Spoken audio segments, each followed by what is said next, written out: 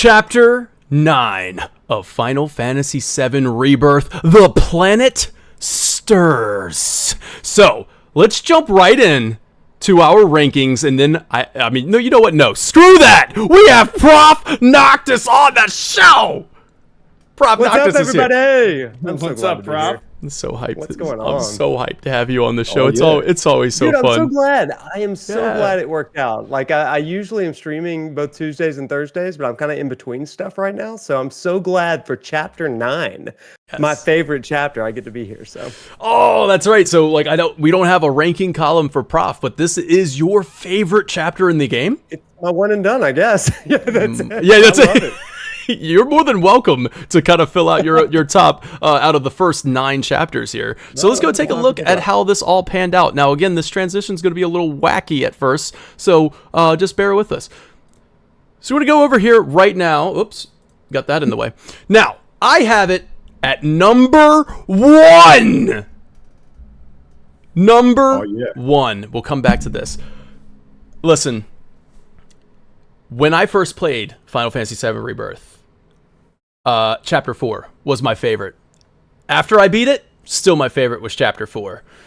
Man, this replay of this chapter, I was sitting here debating back and forth, Dawn of a New Era, Planet Stirs, and I was like, well, if we look at it as in a remake of the original game, Dawn of a New Era is that's how you do a faithful remake, but making it modern by adding a new layers to it. But hey, we're staying super faithful. And I always looked at Dawn of a New Era as like, oh my god, this is the remake I've always dreamed of. And then Planet Stirs comes along, and this is almost completely new. Like this is a birth. You know what I mean? This is a birth. This isn't a rebirth.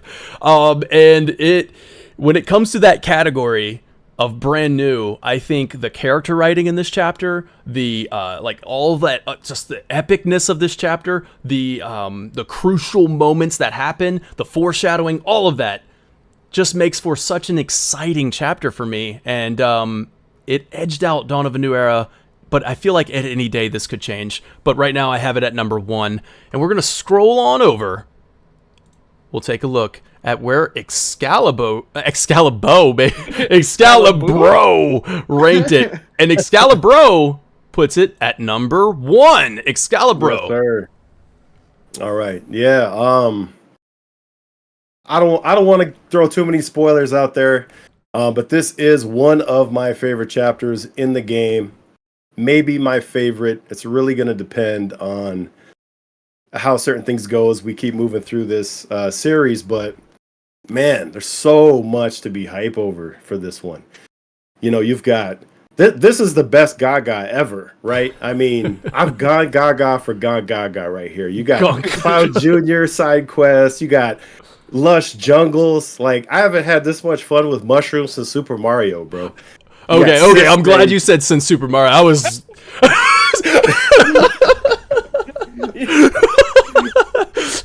I thought we were getting some crazy whoa, yo, this is crazy Excalibur lore. No. That's a different podcast, man. That's a different one. That's the after hours. At number 1, Excalibur. Let's take a look at where the Dragoon King ranked it as scroll over. Oh, there's an oh boy. At number 7. I was shocked. Okay. I want to be clear on something. I want to be clear on a couple things before my head's on a stake by the end of me explaining this. I like every chapter in this game to some extent. You know, there's not a bad chapter to me. This chapter, though, I don't know, man. I hate this locale the more I revisit it. Like, I don't want to say hate. Hate's like an exaggeration, but I don't enjoy traveling the mushrooms nearly as much as I do any of the other ones. So as far as a locale is concerned, it's probably got to be my least favorite as far as traveling goes. That being said, it's got some of the best character moments. And this is where I think our rankings being locked in has got to be, you know, like by the end, we might need to revisit our rankings because I think it is higher. But it's only because it beats out some of the other ones that I'd probably have put lower in hindsight. I feel like, you know, it's one of those things where I do enjoy this chapter a lot, and I'm excited to talk about it. But compared to some of these other ones, I don't think I enjoyed it more, if I'm being honest. So I'm interested to talk about this. Very interested to hear where you elaborate on it even further. But before we do that, before we get to the official ranking from Final Fan TV's panelists, let's take a listen to our guest, Prof. Noctis. Prof. Noctis, you're on the show. I feel like a lot of people know who you are, but just for a quick introduction of who you are, go ahead and say that real quick, and then tell me why The Planet Stirs Chapter 9 is your favorite. Yeah, so what's up, everybody? My name is Professor Noctis. I am a teacher at the University of Alabama, where I teach religion, philosophy, psychology through video games, specifically through Final Fantasy games. And so I have a class on Final Fantasy 15 and Final Fantasy 16, and I do a lot of adjacent stuff with Final Fantasy 7. But all of that turned into a YouTube and Twitch channel where I stream lecture plays as well as video essays and all kinds of stuff like that. Even though right now I'm doing The Last of Us, which is a little not in the realm of Final Fantasy at all, but those are the kind of things that I do. So, hey, what's up? It's good to see you. And go to Bama, roll tide, Elite 8, baby. The reason that I love Gongaga is, well, first of all, yeah, everything that's been said. I love the story stuff. I love the character stuff. But Lee, I'm so sorry. I freaking love the terrain. Come on. I love the terrain. That's fair, man. Man, I love it so much. And like people like from my chat, you know that I play without mini maps because I just love to get lost. And I will actually say that I think that the mini map hinders Gongaga. And so like it all seemed really, really good to me. Like follow the torches, you get to the area, and the mushrooms seemed super sensible. I tried to play with the mini map and I was like, I don't know where anything is. It was crazy. So anyway, part of the reason why I love Gongaga though is it reminds me of good old Indiana Jones sort of stuff. It's like we're in the jungle with my Final Fantasy 7 bros. And for that reason, every now and then I've got my Indiana Jones hat tonight. So we had to like bring that in. Yes. Right? It's the professor, right? We're trying to get this going on. Yes. I love Gongaga, but even beyond the terrain, it's got to be the story stuff. And inhale. Tifa! Listen, I'm hearing way too much about this terrain. I'm hearing in fact, I like to perform a song, if you guys don't mind. If you don't mind, I'd like to. I have a performance I want to do here. So, excuse me. Yeah, this one goes out to all the Gongaga haters out there. So, let me get that ready. Whenever you're ready, yes, please. Thank you. Okay, yes, appreciate that. Thank you.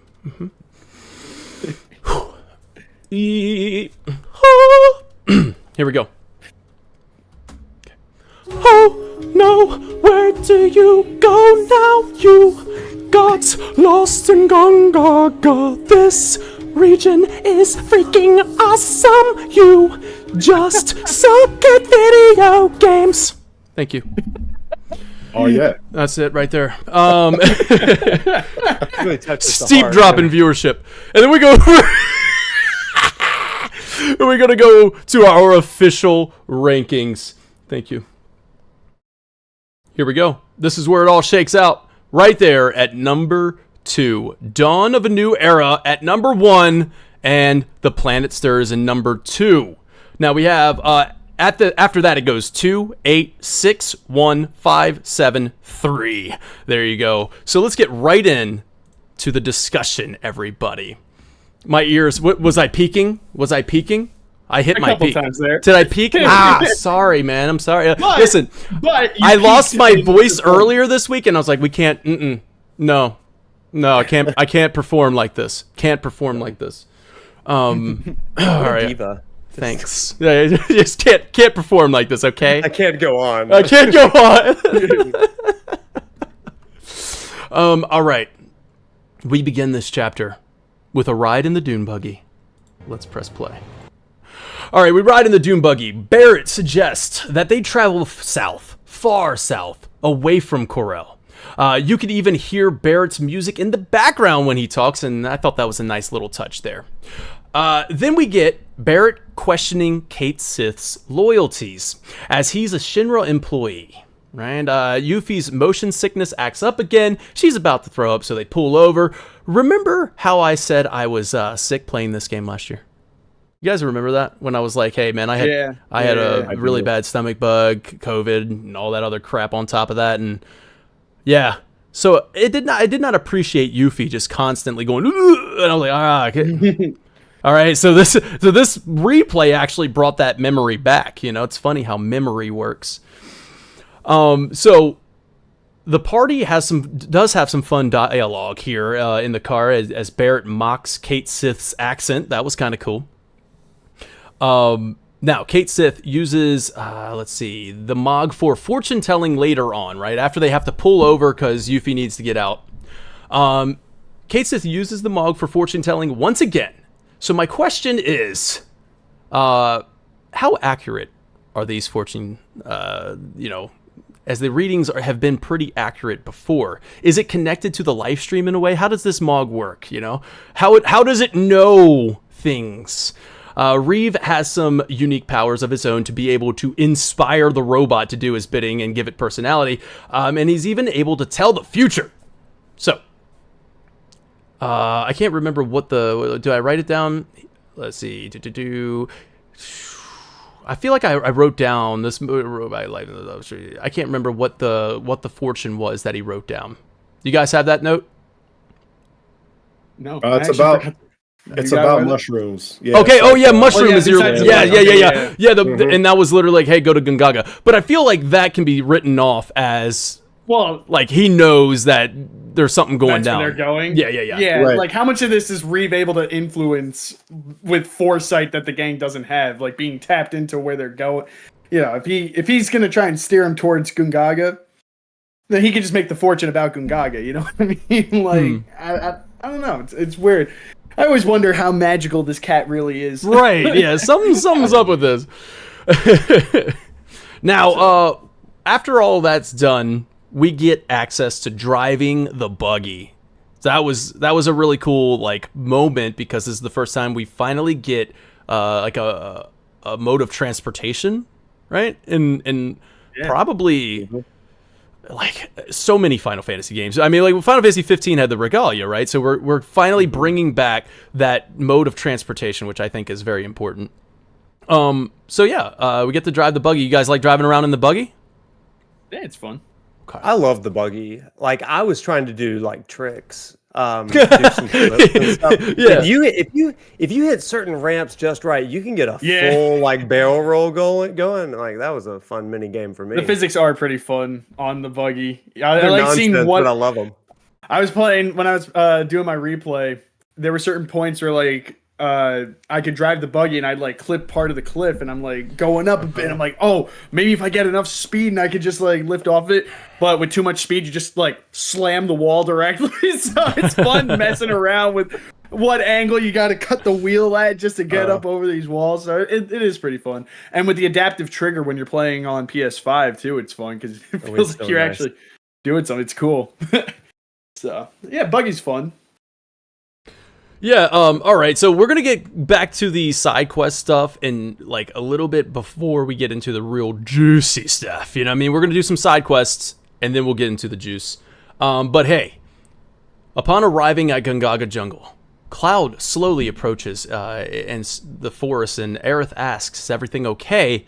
Cloud mentions that he feels like he's been here before. And of course, he has, right?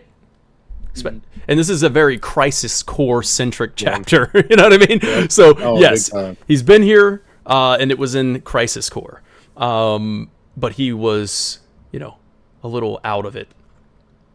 So when they get to the village, they're ambushed yet again, but this time they can sense it. They're not getting hit in the head with a nail bat this time. Cisne from Crisis Core is here. We even get some Crisis Core music playing in, a little lovely touch there. This is a very Crisis Core centric chapter, and it's rightfully so because it is Zack's hometown. So Cloud looks, let's see, looks at Cloud. Okay, Cisne looks at Cloud, clearly recognizes him, as and then she kind of backs off, right? She's like, "You? Oh, never mind, nothing." She nearly mistakes him for Zack, I think, is what happens. That's the impression I got when I saw that. I was like, oh. Well, She sees him from the back. And so it's the first thing is the Buster Sword. So that was my thought. So I think, I mean, just because Cloud was with Zack, right? When Cissnei ran into him at on the beach, right? Like in Crisis Core, I feel like, she lets him go, right? Yes. In my recollection, it's like, and so I haven't played Crisis Core in a while, but yeah, she does let them go. So let's see. Good call. Yeah, I think that was probably, and then she's probably kind of like wondering, okay, so he's recovered, he's out of the wheelchair, and but she might be wondering what's up with Zack. that's true too. Yeah, everybody's wondering.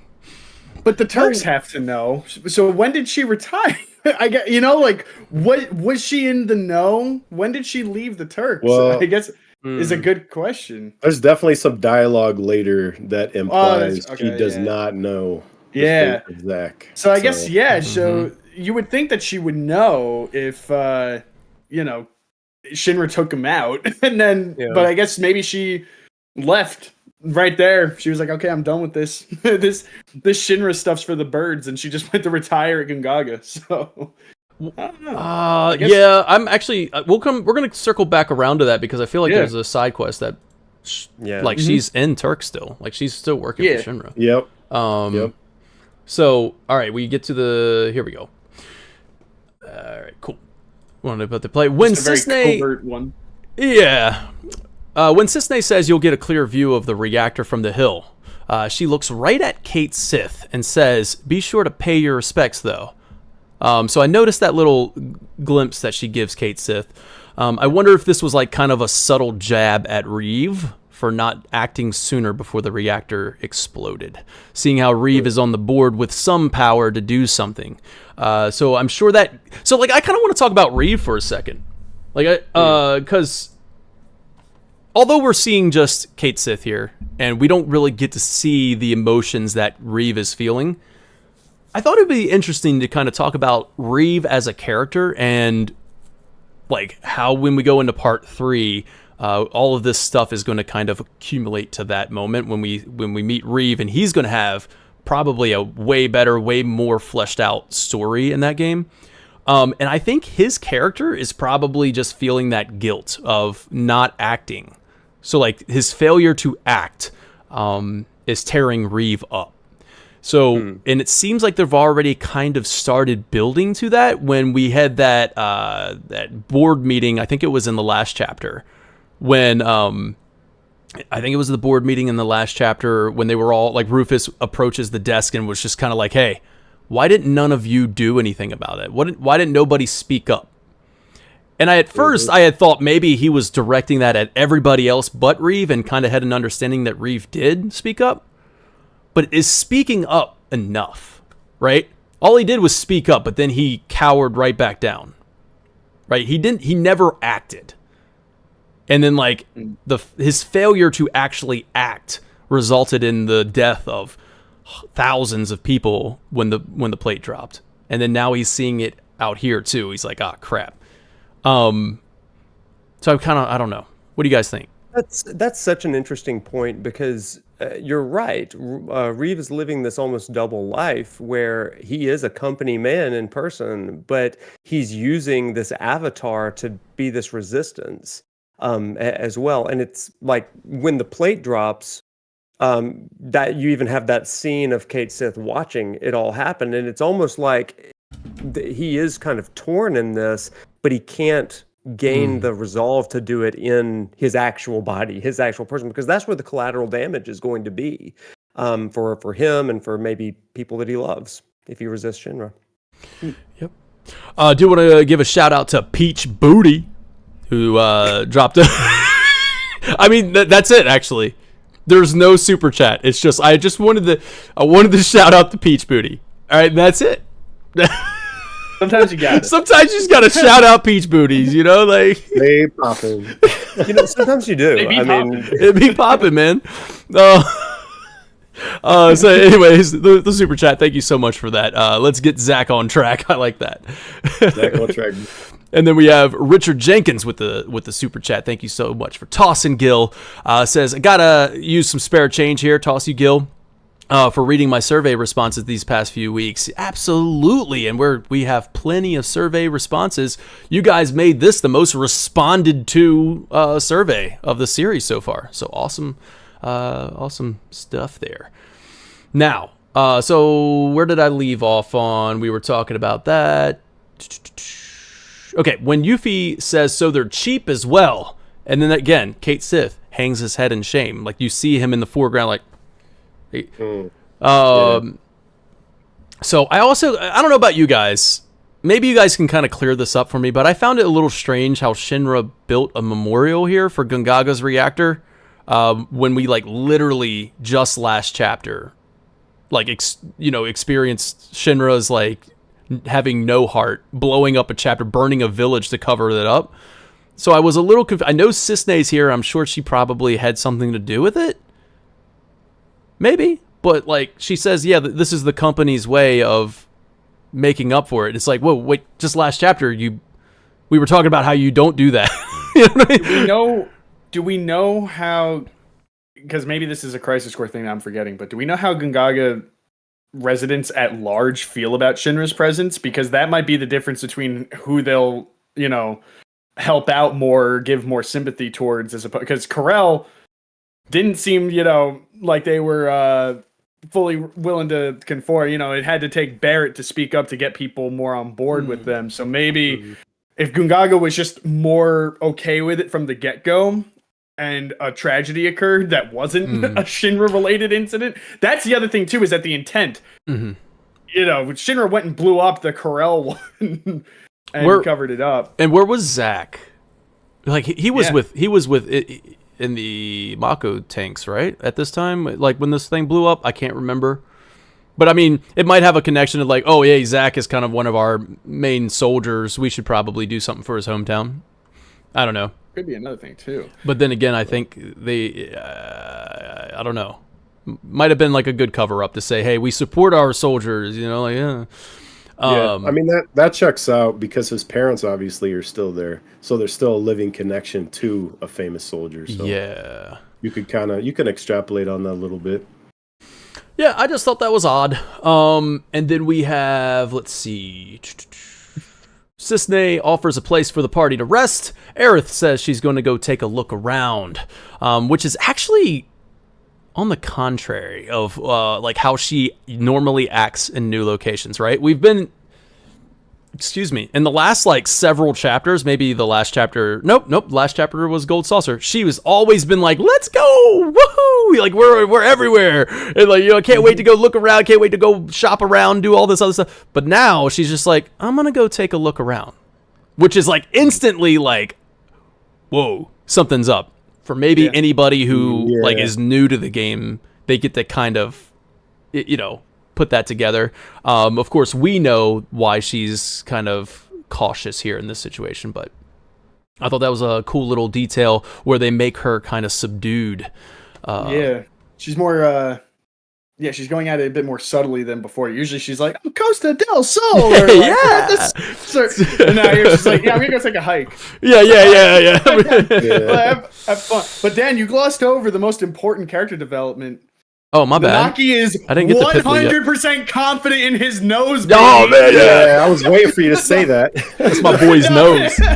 Dude, no, he's like, I promise this is hope. Every time I think we're done with his damn nose. No, it's not going to come back. And then it's not going to come back. And then he goes, and then he comes back with it. But this time he's just 100% confident. In fact, he's almost cocky about it now. Yeah. Which is cool because we're starting to crack that like cocky, teenager, that teenage confidence that he, that part of his character, because he's just like, oh, it's better than any human would know. Here, pick the mushroom. And then if you pick the correct one, he gets real humbled. He's like, oh, well. Yeah, he does. You have a good sense of smell. I guess the smell does give it away. I don't know. Yeah, but I almost didn't want to pick the right mushroom, like I want to make him feel good. Feed his nose. That's what I wanted to do. Now, I have a quick question because I went and talked to all the NPCs. Is Cait able to be communicated with here? Because I could not find that little dude. I couldn't find him anywhere. 1 second. I do need to I need to say something. Excalibur. Oh boy. Where are you at, bro? Where are you at, man? You just got one-upped by Block Sheep, who says Red definitely knows his mushrooms. Man, he's there. What is, whoa! Got you, man. That's your job. Apparently, Block Sheep is just more of a fun guy than me. Holy shiitake, though. That was real good. He's back. He's back like Red's nose. He's back. We're so back, baby. He's so back, dude. All right, so yeah, Cait Sith was there. He was like he was perched up. He was perched up looking at the reactor. Looking over, yeah. Yeah. Was he? All right. Because I remember I did it the first time and I was looking around for him and I'm like, I got things to do today. I think I could skip you. I found everybody else. So, did he have anything insightful to say? Because I wanted to ask you guys because I was curious. No, I can't remember. Did he say? I didn't make a note. I didn't make a note. If that means anything. I made a note on everybody, but yeah, just music, just silly robot cat things. I mean, it is interesting that we were just talking about like the guilt that he feels and everything, and he's just sitting out there looking at the reactor that was ruined. I guess that ruined a lot of lives. Maybe that's a thing. I like to think that Reeve is on his, at his workstation, just looking through the lens. He has a little window up, looking straight eyes at the reactor. It's like, damn. All right. So Han Ford in the survey wrote in, what do you think of Cisne's outfit? I mean, pretty fire. Could use another belt. Yeah. If you ask me. I was gonna make a belt joke. I think we probably could use one more. Awesome, man. It looks good. Yeah. I like the redesign. It's cool. Cool. Cool. Cool. All right. So, oh my God, that's my note right there. In my notes, Red brags about how awesome his nose is. All right, we already talked about that. It only took him 9 chapters to be fully confident, but here we are. Mm-hmm. So. And then, you know what though? Red does say that he talks about his paws, and he said the soil here is exceptionally easy on my paws. Which he mentions in the previous chapter. Yeah, and it's as if 2 chapters ago. Yeah, the land here is very fertile. The Lifestream must be really close to the surface, is what I said. But he said it's as if it exudes life itself. Now, I don't know whether or not this was like I planted it in my mind, and now it's like it was something I read, or it was a theory, headcanon type thing, or if it was actual fact. Maybe you know something about this, Prof. Noctis, but was there something about like Red 13 able to like do something with the like communicate with not Cetra style, but like he's tapped in to the planet? I think that he's got a bit more of a sensitivity than most, and that comes from his Cosmo Canyon roots more than anything. But when Aerith touches him at the end of Remake, he does gain some additional knowledge. But we know in this game that the Whispers have taken that away from both of them. So I think that any extra sort of sensation that he's getting from the planet is either from Cosmo Canyon or it is from his kind of animal instinct. Yeah, his like the species that he is type thing. And like, we even talked about that in the last chapter when Aerith was like, animals can sense things that humans can't. And, right. There's that, and then I know that there's the Ultimania said that he can like harness the souls of the I got to pull that up. I'm gonna find that quote. I'm sure Shinra Archaeology has it, but he can harness the power of the of past souls or something. So which is curious if when he says it's almost as if it exudes life itself, like he can sense the life stream more than anybody else can. Or besides of course Aerith. When talking to Barrett, he mentions moving out here one day with Marlene once this is all over and living off the land. It's really cool, because he talks about Marlene here. I like that Marlene's always on Barrett's mind. Yeah, he talks about selling in a lot of places. Jackie pointed that out to me. Shout out to Jackie's Journal. But yeah, so Jackie's Journal. What he says, I think he said something about this. He mentions bringing her to Costa del Sol. He mentions a whole bunch of places, which is cool. I mean, everywhere he goes, But it's just funny. It's like, yeah, I could settle here. Oh, I'd like to take her here. Oh man, like every place you go. Did he say? Yeah, he did. Yeah, he was chilling in the He does gold say- saucer lobby, and he says that. Yeah, or at least he's looking off at the kids that are He playing. also, You can tell. Well, yes, you can tell he's thinking about. Well, he also looks at her photo, and then on top of that, on the Shinra 8, he says something about wishing that she was there. And when you're at Costa del Sol, he says, "I'd like to bring her back here someday." So this guy just always My man. wants to bring her everywhere. To our knowledge, has she ever left Midgar? Except maybe for Calm, maybe. Well, yeah, I guess not since she was a baby taken from Carell to Yeah, Midgard. No, she would have no. Yeah, I don't think there would have been I any guess time she's she would've left. always kind of lived under the oppression of that plate and just the Midgar vibe. And so for Barrett to be in this wide open world, to see all of these different cultures, especially how others are living outside of Shinra, it's like, yeah, I got to get her out here. Well, 'Cause also, it's sorry, no, pretty continue. amazing. No, go ahead, please. I was gonna say if earlier, this touches a bit on side quest stuff, which we'll talk about later, I suppose. But Very he does soon. mention that that Tifa had to sort of yell at him to get his life together to make a better life for Marlene. That they were home. Yeah. He implies that they were Mhm. homeless. He said you need to get her, or she said that you need to get her a roof over her head because she's the type of kid that needs a proper shelter. So. My guess is that, from the road to Carell to Midgar was probably just like a hardship of a, man and a baby. And then then he finally gets there and Tifa helps him out with the bar. And that would be her whole life, I would think. So I guess it is cool thinking about Barrett wanting to take Marlene on this, cross the world road trip. Yeah. That should be the DLC for this game. I want the Barrett Marlene road trip. So it's a That kind farming of- sim. That would be awesome. That kind of musing really makes me wonder.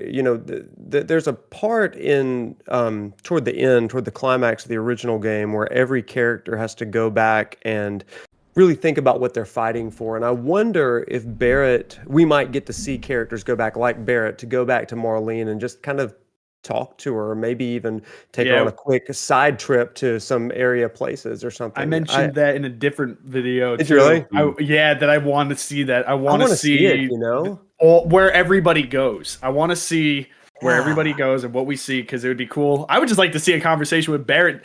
That'd be cool. All the groundwork of what we're seeing in this game of, I would love to take her here. I'd love to take her there. Imagine that conversation with her is him saying, here, showing her pictures or something, tell her about all the places. At the very least, I bet that he's going to take her on maybe her first chocobo ride. I don't know if she's ridden a chocobo, but that could be a really cool father-daughter sort of moment, which would be awesome. Promise her to go to the beach. Oh, Be cool. man. Yeah, Great. that'd be cool. So we're going to jump into some side quests here before we start getting into the main storyline because it's about to pick up. So at this point, you can go around and do some side quests. So let's talk about the first one here. This is Pursuit of Perfection. Now, Excalibro, I know you got some notes, so at any point you can stop me. But this is a Barrett-centric side quest here for his weapon Fafnir. So, I do just want to point out that the first side quest you can do is actually in the Carell Desert. That's It true, is, Mr. yeah. Birdie, right? Yeah, Do you want Mr. Birdie. You want to do that one real quick? Go ahead and knock that one out. 'Cause I don't have footage of Yeah, that. I Yeah. got you. So That's All my right, favorite so- side quest is the Mr. Birdie one. yeah, me too, man. This is Yep. where you get a lot of great backstory on Barrett. So he wants to help the kids, but they've been warned by their parents not to talk to him. So Yep. Barrett says Cloud can help solve their problem. And you get Calls the him old sense that fella. as an old fella, right, which Cloud does not like that. It's kind of a funny moment. Yeah, so it's pretty clear Barrett wants to make amends with the people of Carell, and Cloud sort of reinforces it wasn't his fault. Barrett did everything he could. But he's Barrett admits that he's been avoiding thinking about it. And so we get some depth there. So Barrett at one point says things were simpler in Midgar. We were good. Shinra was bad. If we took them out, everything would be okay. And Cloud says, what changed? And he says, not a thing. Shinra's still going down. But coming back here, I see how I got tunnel vision. Not because Shinra was all I had to think about, but because I didn't want to think about anything else. Mhm. Saving the planet is important, but I put a lot of personal stuff on the back burner, things I shouldn't have. Dying and the others helped give me that clarity. Wish I could have got it sooner. So he's sort of admitting that a lot of this, I don't know if you want to call it avalanche or saving the planet, just sort of guff, right? It's sort of a coping mechanism for what he left, right? What he left behind. I want to throw in there that we've been talking about that in the last few episodes, how a lot of it, not that we doubted his passion for the planet. We'll see obviously when we get to Cosmo that he does have a passion for saving the planet. It's not like it's a farce or that it's a misguided thing.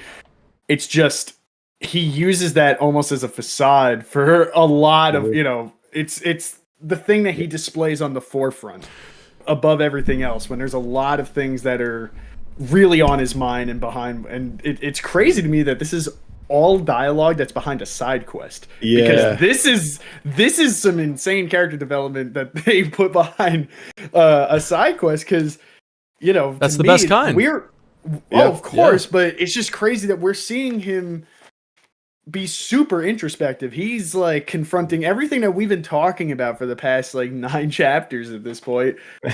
About how he like a lot of what he displays isn't truthful to what he's actually feeling, and so he's now accepted that, and he goes, I got tunnel vision, I'm all of this, like he still says, Shinra's going down, that part's not going away. But it's just crazy that I think it's just cool. Like this was a beautiful quest, and I love that when he mentions at the end there about people like Tifa who whipped him into shape a bit, and the gang with Avalanche that helped him too, and he even says Cloud, and then jokingly throws Junior also at the end, which I thought was a funny dig. Like maybe he was like not ready fully to accept Cloud. He's like Cloud and Junior, Junior, yeah, Cloud. Junior. That's how I don't know if he was actually saying it to Cloud and then tried to play it off like Junior, or if he was saying Cloud and Junior. It's funnier the first way. Yeah. So real quick. And after he says that, he says, I know it in my heart. And you hear like this emotional depth to that. So he's sort of like, after he plays it off, he like brings it back. Like that whole piece was awesome.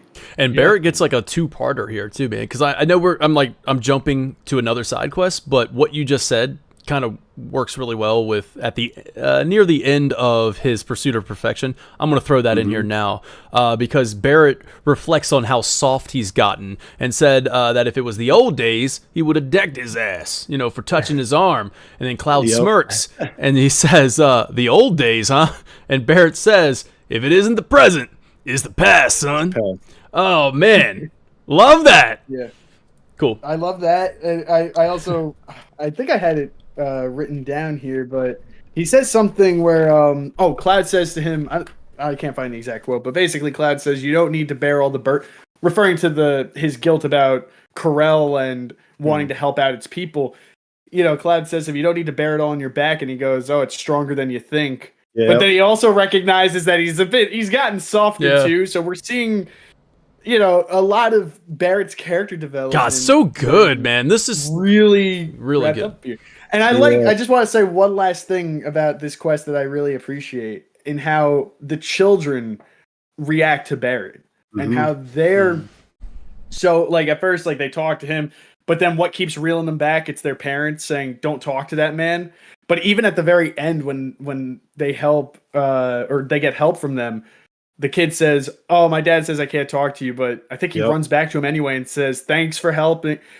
So it's cool because what we'll see in part 3 is, the scene with the train and everything, and Barrett getting that redemption with the townsfolk of Carell.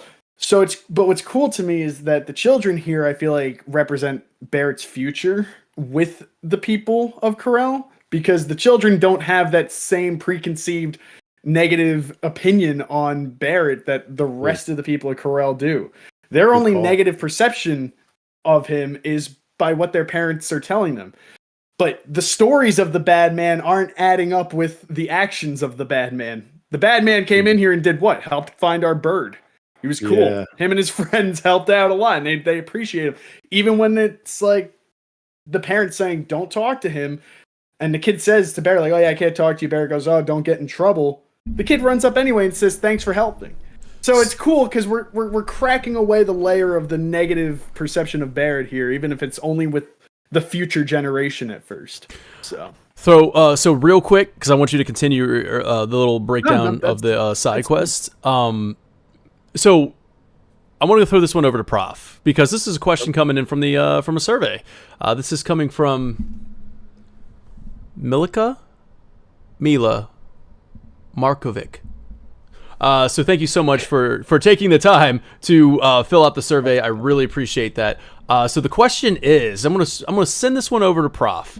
Do you think we will revisit Gongaga in the third part? But the second part of the question is kind of where it inspired me to ask it from Lee.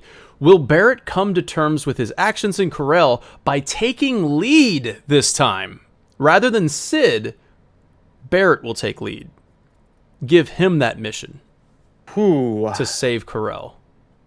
I think that it's so impactful, like, to do it that way. I think that it would be smart to do it that way. So the question is kind of two-part. Will Barrett take the lead instead of Cid? And then will they return to Gongaga? Is that what that was the first part? Yeah, if you want to, yeah. The first part.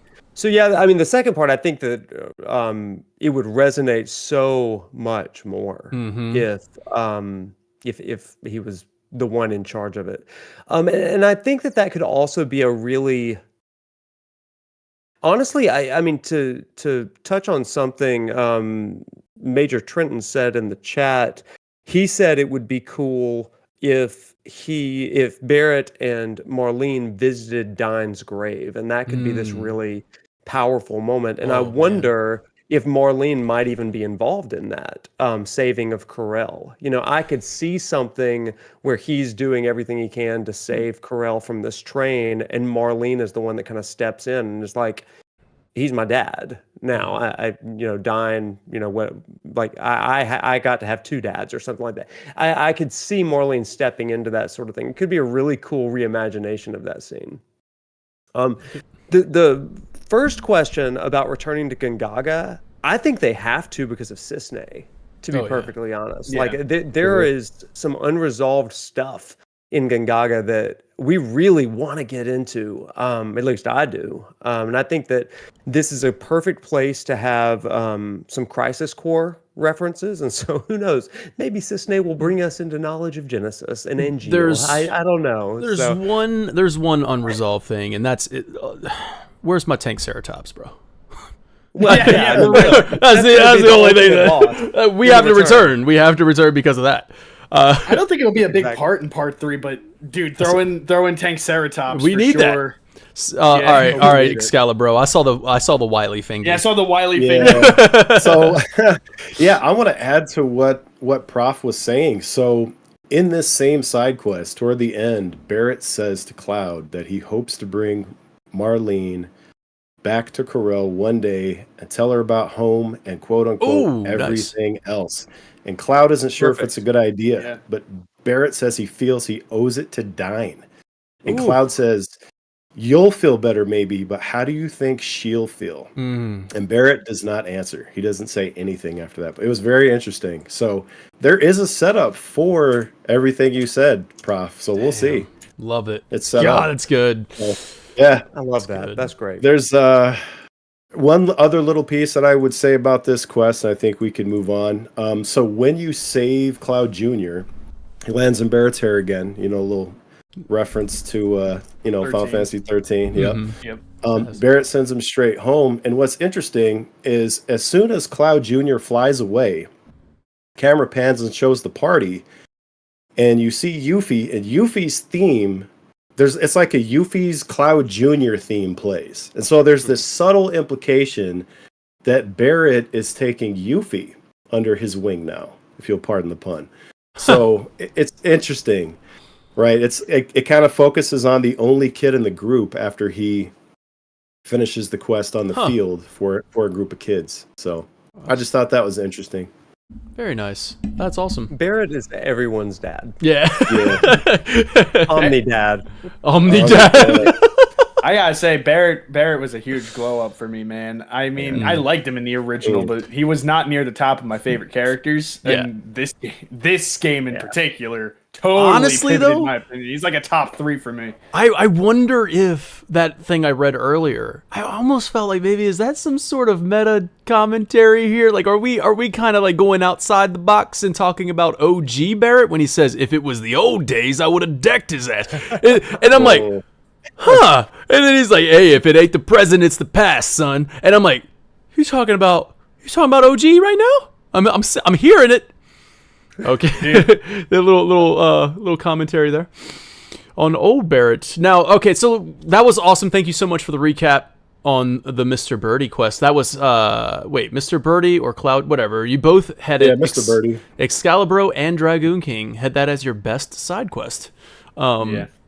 I have Pursuit of Perfection as my best side quest, and that's the Barrett side quest part 2. Man, I don't know why we just love Barrett here. Okay, this is for Barrett's weapon Fafnir. All right, it is associated with greed. Fafnir in mythology, Norse mythology, is associated with greed and the effects of being greedy. I don't know what that had to do with anything, but I did a quick little search, and I was like, I'll just throw it out there and see what happens. And all right, then we got Cait Sith comments on the Weaponsmith's cabin and a life without Mako. Even makes plans for Shinra's royal getaway. The complete opposite of what the company is trying to obtain with the Promised Land. Literally the opposite thing. So Reeve is so far detached from this company and their objectives. I thought that was interesting.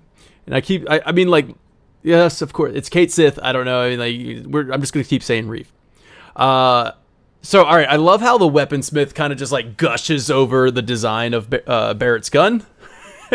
We even get some insight on how it works. Unfortunately, though, we don't get any insight on where those bullets are coming from. Like Tobey Maguire, Spider-Man just producing them in his blood. You just keep the, you know what I mean? Bullet material. We don't get that. Where's the ammo? Where's the ammo? You know, where are we getting that at?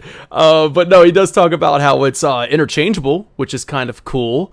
And I really want to go back and listen to that podcast that we did with John Bentley a long time ago, back when the audio quality was really bad, and I felt bad for it.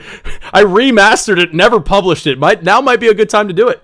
I remastered it so every audio is all good. But anyways, in that, we did a little fun game where I was like, hey, if Barrett could have any other attachment than a gun arm, what would it be? And I remember John Bentley throwing out there some fun little like kitchen utensils, and I was like, wait a second. Did he throw out there what Izo says? Yeah, that's cool. And the egg beater. The egg beater. Yeah. Did he say egg beater on the show? I gotta go back and find it if he did. That's funny. You just gave away something about the game and I didn't even know it. Although it wouldn't have been that big of a spoiler. It's just funny. Like a little wink to the camera. Yeah, What's the back of the feet? It's like, you'll get it. Your parents won't like it, but your kids will, or something like that. Yeah. Like, I love it. your current selves won't get this, but you in the future, you're gonna love this. So this guy's name is Izo. He's the weaponsmith that we've been talking about. He's striving to make the ultimate weapon, which I thought was that was interesting. Whereas there is a such thing as called the ultimate weapon. I wonder if he will be kind of somebody we come back to in part 3 as kind of like go out, grab the materials. And what material would you need to gather for the freaking ultimate weapon? You're gonna have to beat the ultimate weapon. You're gonna have to defeat the ultimate weapon and grab the materials, bring it back to Izo. He creates the ultimate weapon. I feel like it'd be very strange if this guy is the one who makes the ultimate weapon, but at the same time, what you said is kind of cool. Like, if you take out the weapon, you're like, wow, this is a powerful material. I don't know what the hell to do with it. Let it be Izo. Let it be Izo to build it for Cloud. Let old man Sakai come back and let him be the one that builds Barrett the ultimate weapon for Barrett. You know what I mean? Like, so we're already setting up some side quests. We're already building, already setting up, like, go out and get the materials. I just hope that he's on the Highwind so that I don't have to go, like, land somewhere in Gongaga, the airstrip, and make my way over there. That would be great if we board him. Well, the thing is like, man, this is... I'll try not to. Maybe I don't want to go in there too much. I don't want to go in there too much because we'll go part 3 talk all the time. But I agree. I think it should be on the Highwind just because, hey, there's fast travel. So give me a reason to go back to the Highwind. Got to give me a reason to be in the Highwind. All right. So Barrett reflects on. I already said that. He reflects on how soft he's gotten. Izo says it's the wielder who can appreciate the tool, especially for weapons. I thought that was kind of a powerful little quote there. The wielder of the weapon basically has the responsibility to use it for good or evil. And I like when he says that, or when he says it's the wielder who determines its worth or whatever. Barrett looks down at his gun arm and and you can tell, man, we just played it last chapter. He's just like, there was a similar gun arm weapon that was used for wrong, like murdered and like the gold saucer people, like, you know what I mean? Like, and he's like, crap, dude, you know? So it's in good it's on a good arm, you know what I mean? It's on a good, oh man. But, so Barrett, like he's like kind of looking at it and thinking like, yeah, I'm using it for good, right? And then of course this is something that Barrett's been kind of wrestling with the entire game anyway. He wants that validation, that vindication that he was, you know, he was right in all of this. I think he even brings it up at some point again. We'll get to it, where he's like, we were right for bombing those reactors. So he's looking for it. He's looking for somebody to say yes. Now, I think. Go ahead. I was about to just move on. Very subtle thing, but I love that he mentioned, or he brings attention to the shock absorber in his arm. Oh yeah. And how he says that the person the person who made that, you know, like they clearly cared more than just about the practical, like basically he says they cared more about it than just the practicality of the weapon. Cared about this you. Goes a lot. Yeah. They care about, and this goes a line to, I think, a lot of what we're seeing with Barrett's character development right now is him dropping the tough guy act a lot of the time and showing a bit more of that vulnerable, softer side to him. And I feel like previously, if he had come, like if that statement was brought to his attention, I don't know if Barrett would have cared too much. Like, I don't think he would have thought on it too much. But at this point in his life, where he just mentioned if he did the other side quest, you know, the one with Mr. Birdie, how he's talking about all these people who shaped him up to be a better person. Avalanche, you know, Biggs, Wedge, and Jesse, and how Tifa like yelled at him to get his act together for Marlene, and even Cloud now is like, you know, a person for that. So I think now we're seeing him be more reflective on even these like subtle things that have had a huge impact on his life. Because as Izo said, it's like, you've been punching things with that? He's like, yeah. And he's like, yeah, well, the only reason you could do that is because somebody had enough foresight into not just like caring about you, but I feel like that also speaks to how much they knew Barrett, that he was going to be the type of guy to punch things with his arm, so maybe we should take the extra step to protect his arm so that it doesn't just shatter at the weight of the gun crashing into whatever he punches. So and breaking it is a really cool quest. Breaking his bones. Breaking his... Well, dude, what's going to break... All right, I'm sorry, but this is where I also have to suspend disbelief. Like, his arm is as big as me. Like, there's no way. He's breaking it that easy. I mean, if you're fighting a behemoth or something, you don't know what's going to happen. There's bigger things out there than Barrett. That's true. Go ahead, Wiley. Oh, yeah, I would just add to what Lee said. So it's the whole thing about, you know, your adapter... that your friend made is a gift in more ways than you know. He's thinking about your future, what you might do. I love that part. Yes. Yeah, and so he says, you know, today you might have no choice but to wield a weapon, but tomorrow, years from now, think about it. And then he makes the joke about the egg beater and says, the price of my masterpiece is a cake fit for a king, so don't go dying on me. And basically, he makes Barrett the promise to make him a cake. I'm like, that's just, the whole thing comes back around to lightheartedness.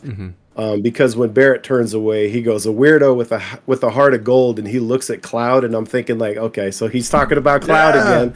I put that The together weirdo with too. the heart of gold. So the whole thing really just comes together in a really nice way. Like these side quests, man, I cannot gush enough. Like they're just elevated. Really? From every expectation I had after remake. I'll put it like that. Do I need to jump? Do I need to jump into the chicken? No. It's fun. It's fun, bro. I think it's fun. I don't mind. Listen, I know that Hey man, you know what? I didn't mind it either. And this is coming from the guy who just said that he minded a lot of what this world in particular had to offer, the locale. I didn't mind the chicken. The chicken was fine. So, and it ends on a funny note. It's one of those ones where it's a weak quest in the sense that like we just talked about two that had some really cool character building moments. Mm-hmm. I don't really have much of a takeaway here for Red, but let's talk about it real quick. Let's talk about Red. This is the not Red. Yeah, sure. The chicken. We'll go with the chicken side quest because I don't really think I really have many notes here. The quest is called what is it? Oh chicken, where art thou? So the connection to Oh brother, where art thou? It's got to be there, right? So I don't know. Yes, I've never seen the film before. So love that film. Oh, it's hilarious. Film. Yeah, great film. Draw any parallels to it with this chicken? Nope. Nope. None whatsoever. I gotta watch it again. It's basically the Odyssey, is what it is. Yes. It's loosely based on that. Odyssey with hillbillies. So. Yeah. Oh my gosh, but it's so funny. Good. It's a good. It is though a saying though. Oh brother, where art thou? Is an expression of disbelief in ridiculous circumstances, and I can't think of a more ridiculous circumstance than having to drag this clanker around. Getting this chicken to come up there. So, oh chicken, where art thou? I like to believe when the old man or old woman said, it's hard for me to catch them all. I was like, hey man, I've been watching a lot of Pokemon lately, so that's a Pokemon reference to me. And then Red is really enjoying this one. Cloud asks, actually, this is another one. So kind of Cait Sith is kind of taking the forefront in this chat. Cait Sith and Barrett. Cloud asks, what are you to Cait Sith? And Cait Sith mentions that he has to change the old batteries soon. So I guess he runs on batteries. That's interesting. And then Red speak chicken. Just like Guy speak beaver, we got Red speak chicken. Yeah, I made a note about that too. Move over, Guy. Red speak chicken. hey, Dan, I got one for you. Why'd the chicken cross the road? It's really easy. So here's okay, go ahead. To get away from Cosmo, bro. That was good. Oh, Prof down. Listen, Prof, I for a moment there, I thought we had lost. I thought Prof fell asleep. I was like, dude, we need to speed up these side quests because my man over there just going. But he was frozen. I had the opposite thought. I thought that he just was not enjoying himself. I know, that's what I said. I thought we lost him. I thought he was angry. Yeah, I thought he was angry. Like, God, man, if they go over, are they going to do all the side quests right now? No, dude, I thought he was just like, oh man. Did we tell him? I don't know if he knows. Is he coming back? I don't know what's happening. I hope you guys enjoyed. He's like, you know what? I'm not even going to say bye. I'm done. I'm like, freaking. They're doing all the side quests right now. This is crazy. Oh man. Well, it was nice while we had. Oh, Prof, where art thou? Prof. Prof, knocked us, bro. Knocked us. Oh my God. Let me see what. I haven't gotten anything from. We'll keep. Man. I don't want to adjust the layout because who knows what's going to happen. There he comes. He's coming back. There he is. Bro, I thought he was mad at us. Like I thought somebody said something. Hey, no, sorry about that. We did not mean to offend you with the hillbilly. I love that chicken quest. Yo, Prof, how dare you? Prof, you froze around the time that I said, "Oh, it's about hillbillies like going through the Odyssey," and I'm like, "Oh shit!" I was like, offended you because the whole time you were just. I'm not gonna lie. I'm sitting here doing the side quest. I'm like, I gotta speed this up. We lost. Prof doesn't like this at all. Like, he's just sitting there. Oh no. So, Alabama, where I live, is under a severe thunderstorm warning, and my power just blinked. So that's what happened. Now I came back on, but if I leave you, just That's- understand. I'll send you a message to let you. Oh crap! Do that. Oh, man. Oh no, the storm, dude. Oh no, the whisper storm. But like The whispers got The whispers, man. back. They got you for a second. Man, the right. whispers always come. You got a whisper storm going on out there. It's It's like, a whisper storm for sure. I'm sorry about that, you guys. you're but, fine, man. You're fine. It was I'm made for glad a you great know laugh. that. Like I was laughing. Dude, Dan thought you were asleep. I thought I offended you. It's like, what No, the no, heck? no, no. Oh no, I thought he was like I thought we lost him as in like, man, I don't want to be here anymore. How do I tell them I don't want to be here? No. You're so fine. I am just, I'm here. But let that be a warning. If you talk bad about hillbillies, We're not talking I'll come for you. Hey, man, There I was, said I love there was the film. nothing negative stated. No, dude. I love when hillbillies go through the Odyssey. I love it, man. I love it. Wait, were y'all talking about Oh Brother, Where Art Thou? Yeah, we were. Yeah, oh Yes, chicken, okay, where art thou? yes. Yeah, yeah. That's great. He missed all of it. He missed all. Oh, We were that's talking great. about the chicken last time I heard. No, it's Yeah. called "Oh Chicken, Where Art Thou?" That's the name of this quest. So yeah, Yep. We That's transitioned all I real had quick. to say. I love that. All I had to say was hillbillies going through the Odyssey. He's like, I love "Oh Brother, Where Art Thou?" I know that one.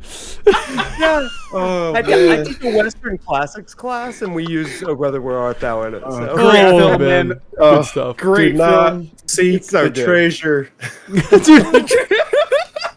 Wait, okay, wait. Dan, are you ready for the Chocobo Cavalry? Because I know what I want the passcode to be. Okay. All right. Okay. Comments, pop off. I want, all right. Here's your password. I want you to comment. I'm a Dapper Dan man. I'm Oh, a no. Dapper Dan man. Dapper Dan. Behind the screen. No, Cavalry. Charge. Get past the screen. Get past Cloud. There it is. There it is. I'll start it over. my I'll God. start it over. Oh, we're good. Oh my God! So yeah, that's the passcode this week. I'm a Dapper Dan man. All of Oh you, my God. I'm a who've seen the dapper film. Dan man. Oops. Hey, Dude, it's- Dan. Now we got to watch the movie. We Yeah. gotta watch the movie with you. That's a great movie. That's the movie night It is right a there. great movie. It's so good. so. Oh I'm my a Dapper God. Dan man. Pop that off in the Can't get it comments. to work. And wait, I didn't see who the lieutenant was because they got blocked. But Lieutenant wait. Ecto Gamut. Ecto Gamut. Mm-hmm. Lieutenant Ecto Gamut, shout out for being the first one. Thank you. Chocobo Cavalry, yeah. I'm a Dapper Dan man this week. So if you comment that, Yeah, there you go. You'll be the You'll be the Chocobo you get it in there first, so you can be the lieutenant. yeah, drop it first on the VOD, become the lieutenant. You get the But, special alright, privilege cool. of just being first in that list. That's it. That's all you get. And So I get to say your name, probably The- wrong. all right. So the ending of this, I thought was hilarious. It made it all worth it to me. Where it's just like, say Yeah. good night, Pippily. Oh man, I laughed really hard on that one. I was That's like, a you know good what? It was worth it. But you know what? Let's dive in. There's a deep reflection about the cycle of life in here. You know what I mean? This is a deep reflection here. Yeah. Which is the overall main aspect of Final Fantasy VII. And the life cycle has the food chain in it. You know what I mean? And as Cloud says, well, we gotta eat, and everyone's gotta eat. You know what I mean? So I thought it was kind of weird because Red was just in the 2 chapters ago just devouring some meat. You know what I mean? Like he was I just had like that same chowing down. thought. Yeah. So who knows if that I think- changes his perspective any? I think it's just because it had a name. Yeah. You don't name them. Never name them. You should never name them. As Oh, somebody that Pipply. grew up in Alabama, you should never name them. Never name them. Very important. All right, and then I'm just gonna like do the little highlights of the Yuffie side quest here. So Tetsu is a friend of Zack's, so that's kind of interesting because this side quest does give us a little bit of Zack lore. Yes. So you have some stuff to say. You want to run it through it, man, so I don't overlap. I know you probably have the same Oh, notes. Go ahead and just run us through it Gotcha. real quick. So we're gonna get out of side quests. Yeah, so he wants to make Zack proud.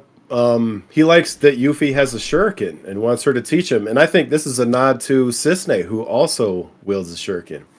So you have Yuffie's kind of hamming it up over having a disciple. She jokes that Cloud is her second disciple.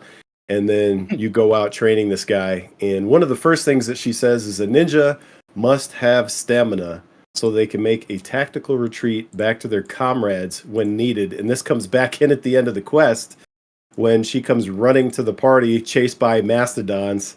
making her little tactical retreat so she can get rescued. But in the middle here, we have Cloud reinforces the stamina, not strength.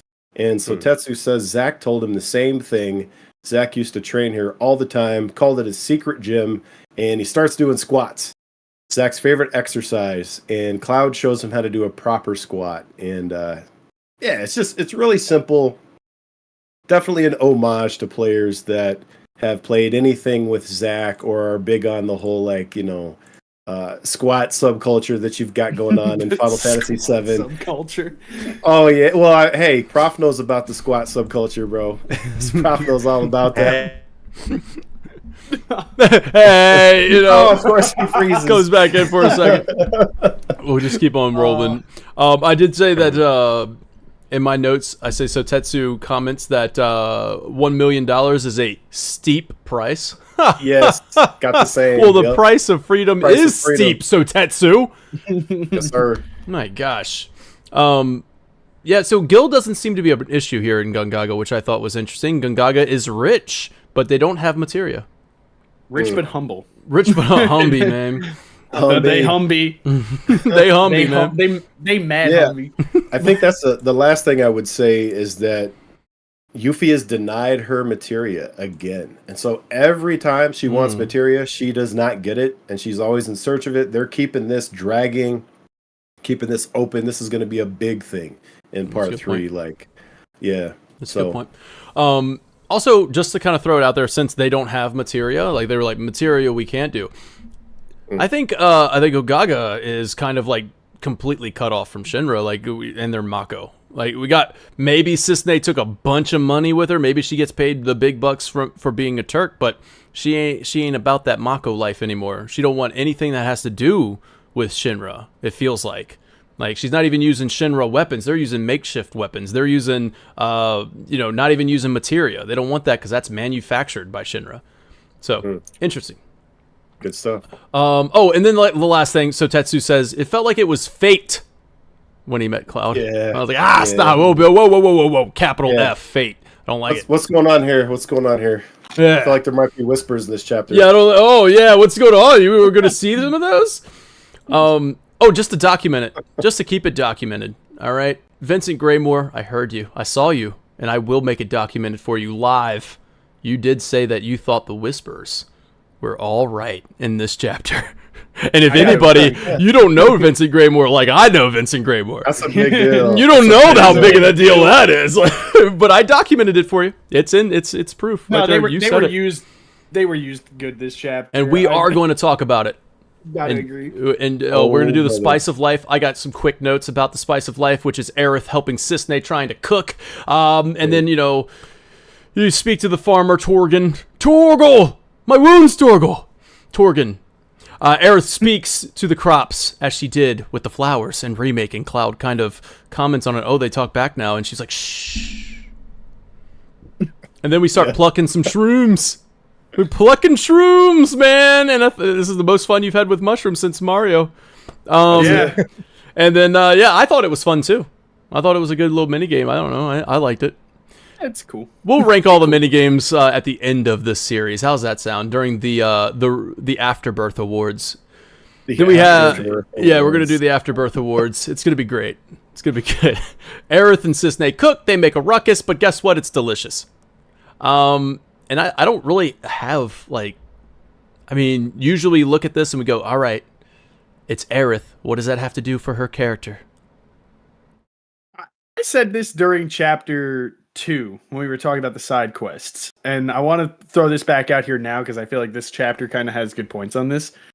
I think it's great when the side quest gives a lot of character analysis and stuff to take away from, but sometimes I think it's also fun if there isn't that, and it's just a fun side quest for the sake of being fun.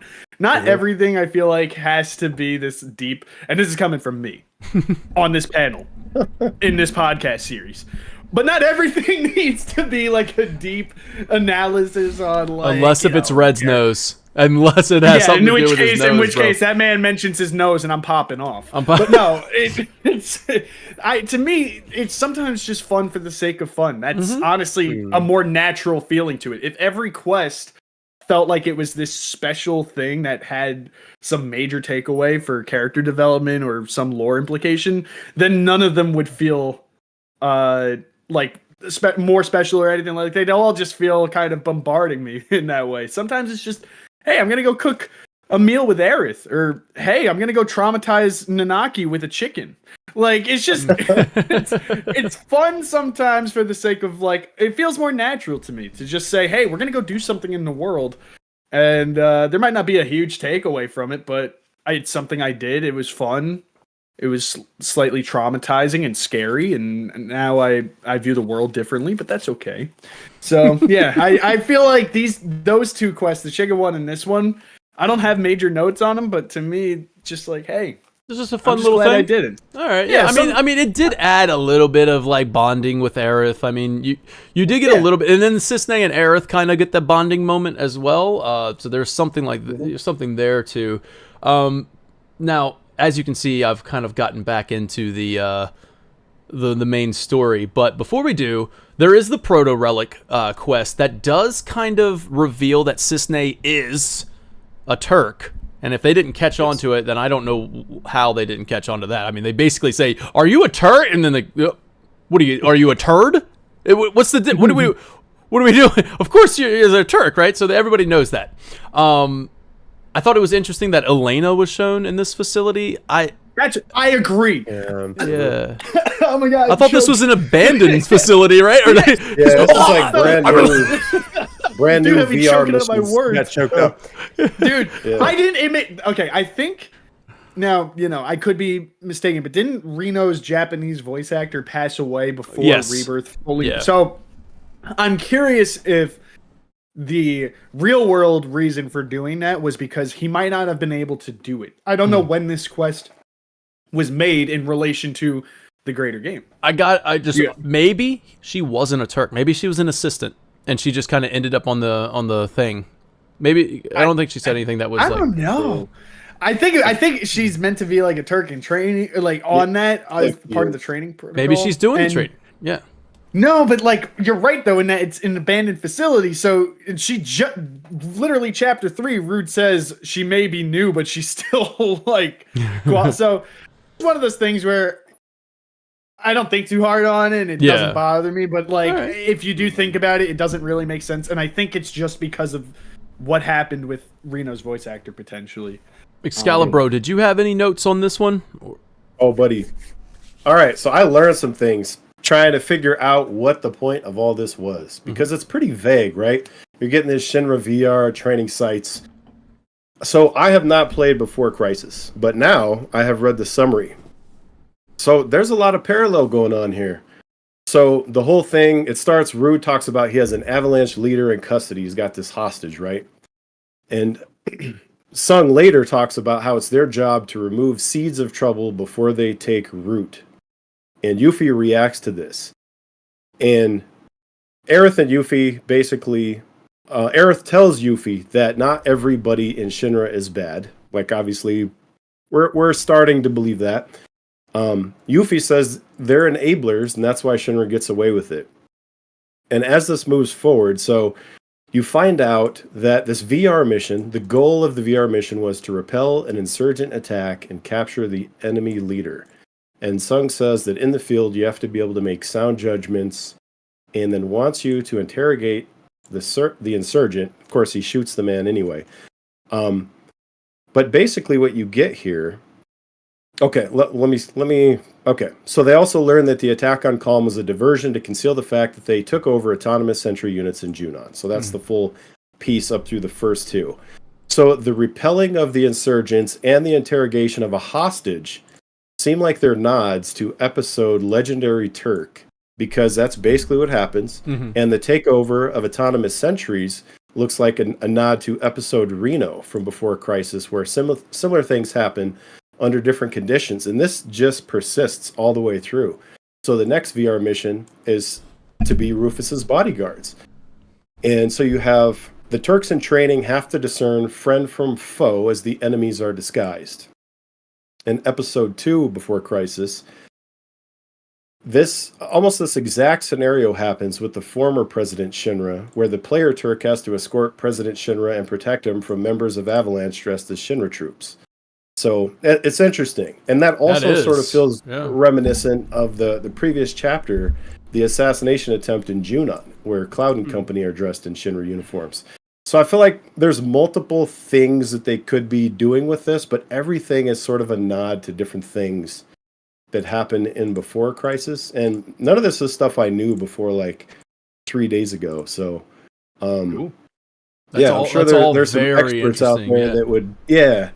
So even right now too. So the final one, you're tasked with killing the Turks' traitors, right? Mm-hmm. And this could be a nod to being tasked with hunting down Zack and Cloud in episode 19 of Before Crisis. They're not Turks, but they are Shinra. Yeah. So it's very interesting. There's just too many things that are in parallel for it to be a coincidence. Dude, I love that, man. Great stuff there. That was some great findings. I just I had a little note here too about when he says many hold grudges against the company. We see Yuffie tightening her fists right there, seen in the foreground there.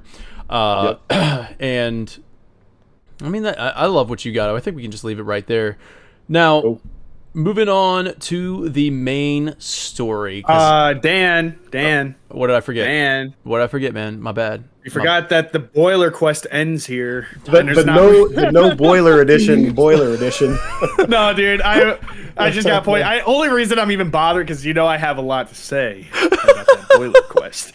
But the only reason I bring it up is because yes, it does technically end in this chapter, or ends as early as this chapter. Yes, because you do start it 2 chapters ago, but this is your opportunity to finish it if you should choose to. And I only did 2 out of obligation because I am a boiler tech. Otherwise, I would not. But I just wanted to point that because actually, the Tonberry King. I love that fight, man. I love. Of course, we had to go back to it. So I wanted to just throw that up because after this, we're only going to witness Johnny lose all his bros and realizing that he had the power within himself to be himself. I guess I don't know. Like it was. It makes sense of that. Why don't you? I don't know if you need like a whisper intervention, but nobody cares about the character's development. What about the boiler? Did you feel good about the boiler at the end of this, or no? Dan, I need you to break the damn camera so I can find it because it's still pissing me off that we don't know where the hell. All right, I'm not going in this. Where's the public water supply line? No, it's a domestic. I don't know where the domestic water line is. I don't know how this place is getting its freaking water, man. Like, I don't get it. It's what? Woosah.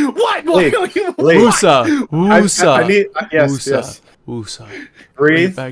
I need you to boil the rant down to 12 seconds. Boil the rant. No, I'm done with the rant. It's just I had to put it out there because Tonberry King, I love that fight. That is rich. That's my favorite fight. It's my favorite fight too. Tonberry King, also my favorite battle.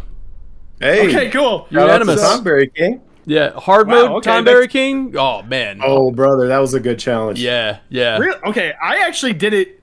The first time I screwed up because I actually screwed up intentionally. I died. Yeah, you don't fail by accident, bro. You fail. No. I failed a lot. When I fail on purpose. I did fail on purpose here because I realized nobody had the steel materia. Okay. I was like, you need that. I was like, oop. So, well, you don't need it. You don't need it because the first time I played, I did steal it and I got the really good crown. So I was like, I'll try it this time. So I died so that I could equip somebody with the steel. And then decided, screw it, I'm just gonna kill him and not steal it because I kind of want to know what happens. And Johnny's not too thrilled about it, but he gets over it. He's like, you know what? It gives it character. It gives after you have to like convince him like 3 times through dialogue, like he'll be like, "Oh, this couldn't be what you're trying to give me, right?" And then the pop-up comes in. No, yeah, it is. Or it's like, yes, no. So I thought it was funny that the game through Johnny saying like, "Oh, you really don't want to give this version of the crown, do you?" And I decided to, and he finds a way to keep it positive. So, but yeah, so I did fail on purpose. Yeah. I think I did die, and then I tried it again. I was like, no, I gotta die again because I don't have the damn steel materia. And then I beat him, and very fun fight though. I like that fight. That was a really fun one. Jesus, on hard mode, that was fun. Oh my god. All right, let's get back to it. Let's go back. Let's get Zack on track. You know what I mean? Zack on track. Johnny's the best, bro. Just gotta say it real quick. Johnny's the best, bro. He would be better if he had a boiler room. Like, actually.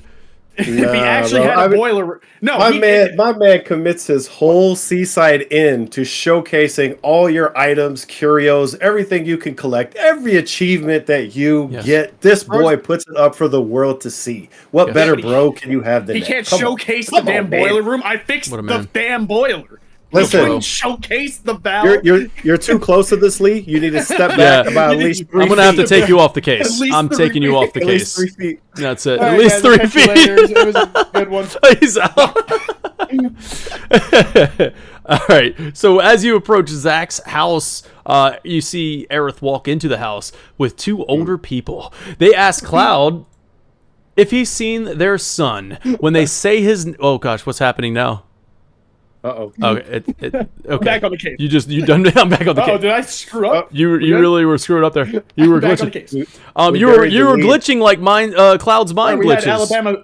You know, we had right Alabama there. thunderstorms made their way to New York. So my bad. They're on the way. They're on the way. On the way. Yeah, my bad. So when they say Zack's name, his mind glitches, but even though it's being Genova-righted right now, Cloud somehow manages to take back control and asks again what the name was. That's kind of like, I feel like that's like not how the original stuff would go. Like if you would just miss that. You know what I mean? Mm-hmm. So he asks again, and they say Zack, and this time he actually hears it. So I thought that was interesting that Cloud was able to like control for a bit. This time the couple has to say that Zack Zack's. Oh, sorry, I'm all over the place with my notes here. But can't recall the memory. Okay, so he can't recall the memory of Zack, right? He kind of goes. He's like, Zack, and then he just can't place it. The parents are worried about Zack. They don't know whether or not he's dead or alive. And Aerith doesn't tell them, which is going to be something we're going to come back around to in just a second. Because when we go outside, Aerith is out there, and she says, that wasn't very nice of me. Waltzing in here, stirring up memories. And I'm like, Aerith, the planet stirs is the name of this chapter. And that's interesting, with the Lifestream being literal memory, and you're stirring them. But that's going to come into effect later, because the planet is going to stir some memories, isn't it? Crazy, right? Because where my mind goes with this is that, I know I'm getting ahead of myself with this, but maybe what Aerith is saying is tied to it. So she says, it was selfish of me to come in here stirring up memories, not to care about what they think. And then when we see Tifa fall in, and we get that stirring up memories there, and we get to Tifa gets to witness some lost memories, and we're going to talk about that in depth later. We'll talk about that later, right? But my theory, I think a lot of people may be thinking this as well, with the White Whispers being controlled by Aerith. I don't know if I don't feel like that's news or a new theory or anything. But if they are being controlled by Aerith, and Aerith's will from the Lifestream, she's stirring up memories for Tifa, and this time it's selfless, right? She's doing it for Tifa, and it's going to really help her. So, I don't know. Thought that was maybe a little parallel there. Then Aerith recalls the time that she told Clack... Clack. Oh, that's canon. That is canon, baby. Clack. Ship it! Ship it! We got Clack! Where are my clackers at? Where are my clackers? No, the Pippi! It's all coming back! We got the clackers! The clack. Oh my goodness, bro. Sorry. Clack. Well done. Thanks. Thank you. Yeah, you're not leaving much room Doesn't the for me to community make refer to them fun. as Zoud? Because Clack is a lot better. Clack is better, bro. You got some Clack. I've seen Zoud, Not but Zoud. No, wrap it up and ship it. That's it's Clack. Best birth right there. Best birth. The Best chapter birth. Just the term Clackers clack for this podcast. Yeah. All right, but keep on going. She recalls the time that she told Cloud about Zack, referring to him as her first love, and Cloud doesn't seem like he wants to hear about this. He kind of, yep. Okay, right. I have a thought. What's your thought? Did you want? Okay, no. So at first, I'm curious about why he, because it seems to me like he just something triggers him to get a bit more aggressive and ticked off. And I had two different interpretations on this initially. I feel like it's very, natural to think, oh, he's probably just a bit jealous. And we do know that, Cloud is mentally like more of a 16-year-old in a 20-something-year-old's body. So like this is kind of a natural way for somebody who would be like a teenager to react, be like jealous and like, oh, put him down. No, the other guy put him down. But then I thought about it. And I don't know if this is just me overthinking this. It probably is. But what if Jenova was influencing him to purge out that memory? And then, ironically, it made him connect to think about Zack because in making... So basically my thought is Jenova made him, angry about it and tried to push it out. And then he goes as far to say, he's probably dead. And then by saying that, he actually reconnected a bit to the memory of Zack. I don't know if that's the case or not, but that was my second playthrough, or not second, but on this replay here, I'm thinking, okay, it felt to me like it almost felt like a Jenova interference, like, no, like dismiss him, don't think too hard on him, get him out. So he's like, oh yeah, that guy, no, he's probably dead. And then saying dead made him go, oh wait a minute, like, it almost was like a backfire on Genova's end. Or he's just a jealous 16-year-old man baby. I don't know. But I don't know which one it is. I want to hear from Prof a little bit. You seem like you have something to say. Well, I mean, I think that's an interesting idea because I think that the big mystery of at least the original game is like, even without knowing he exists, who is Zack and what's his impact on Cloud? And so here you're kind of getting a taste of that. So I've never really thought about that Jenova aspect. That could be really interesting.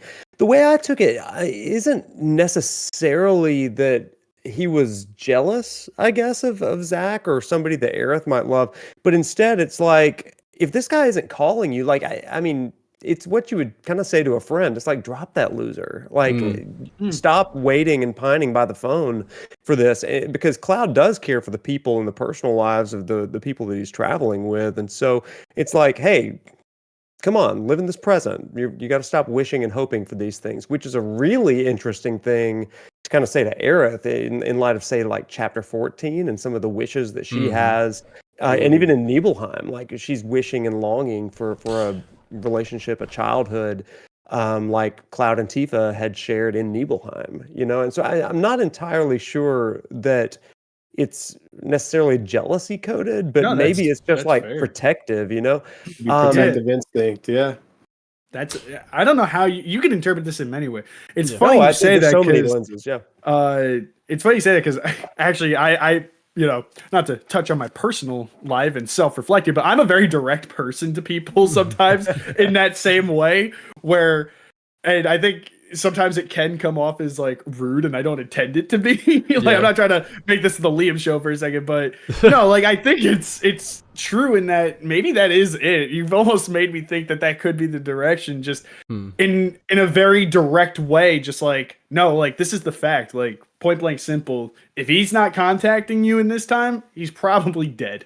Like it's that's a harsh way to say it, but it is. Like, it's a type of thing where you say it and then and he does seem like he kind of like backs off a bit after he's like he does seem to kind of go like, maybe I ought to lay down and just check out for a second. So maybe he did reflect on it, because that's the type of thing where you say that and then you might regret how harsh it came off. You didn't mean it that way, but so it is the deep cook on this that it's both, and that it's Zack feeling that way, protective over Aerith, and it's Jenova's Zack protective of Aerith and not Cloud.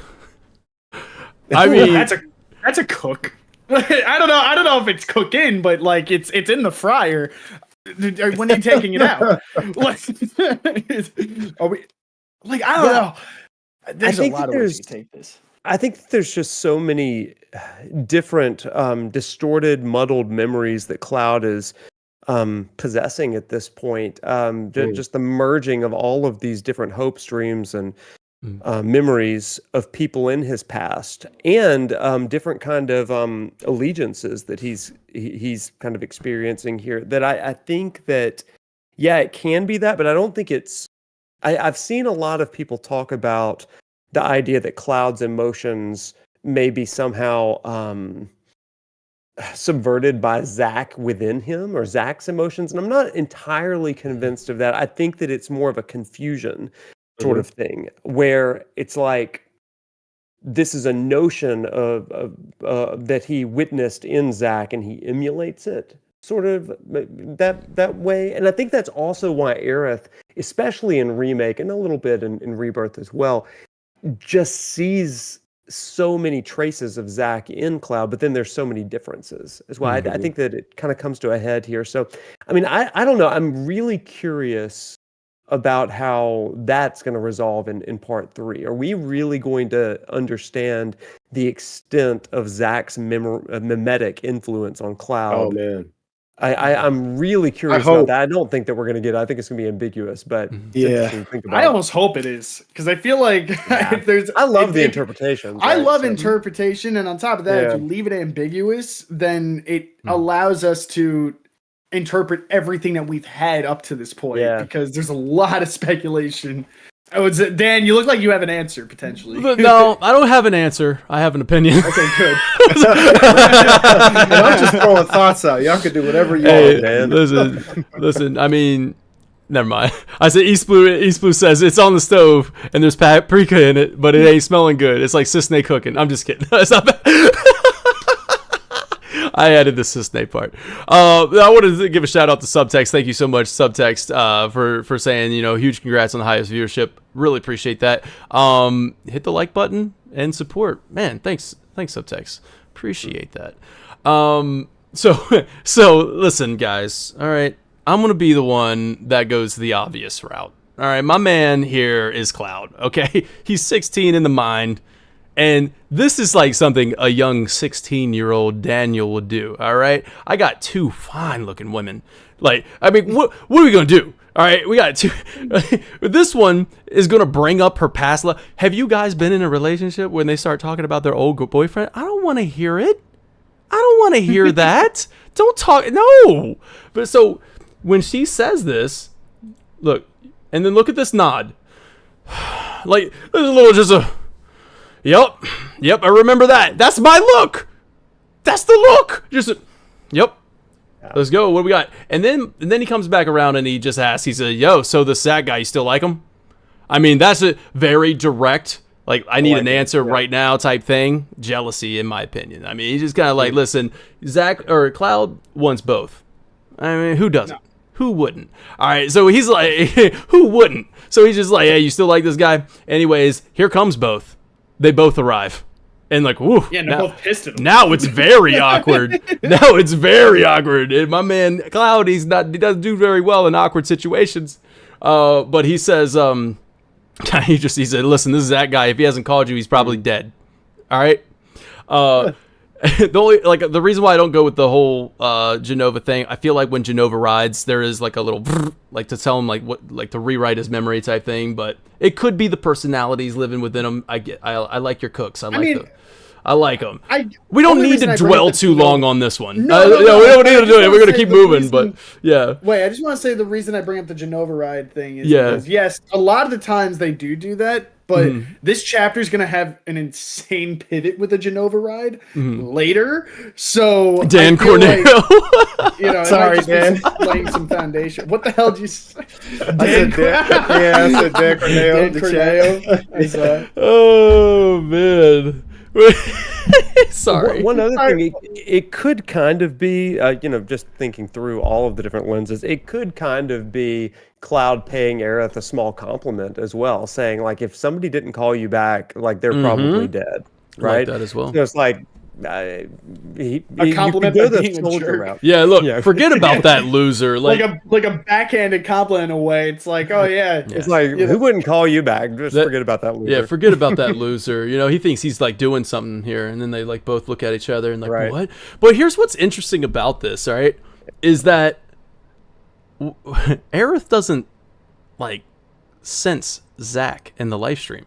So what is interesting, like what I'm gathering from this is Aerith truly doesn't know where Zack is, and where's Zack at? I'm not sure about that. You don't think so? Dan?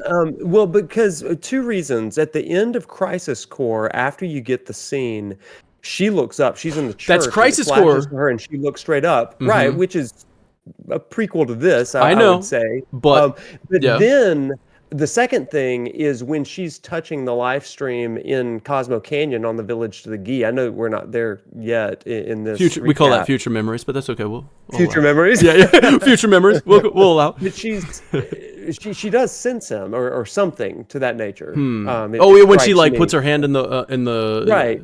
In the when they're in the canoe, the death canoe. But that's where I'm like, that's kind of where I'm coming from. Like where she's like, maybe she's like in that point, of course, future memories, and we're obviously going to get into that very, very soon. But like, and we'll keep this in mind as we go forward. Keep this in mind as we go forward. Basically, is like, does Aerith know where Zack is? And like, I agree. I even put that in my notes at the end of Crisis Core.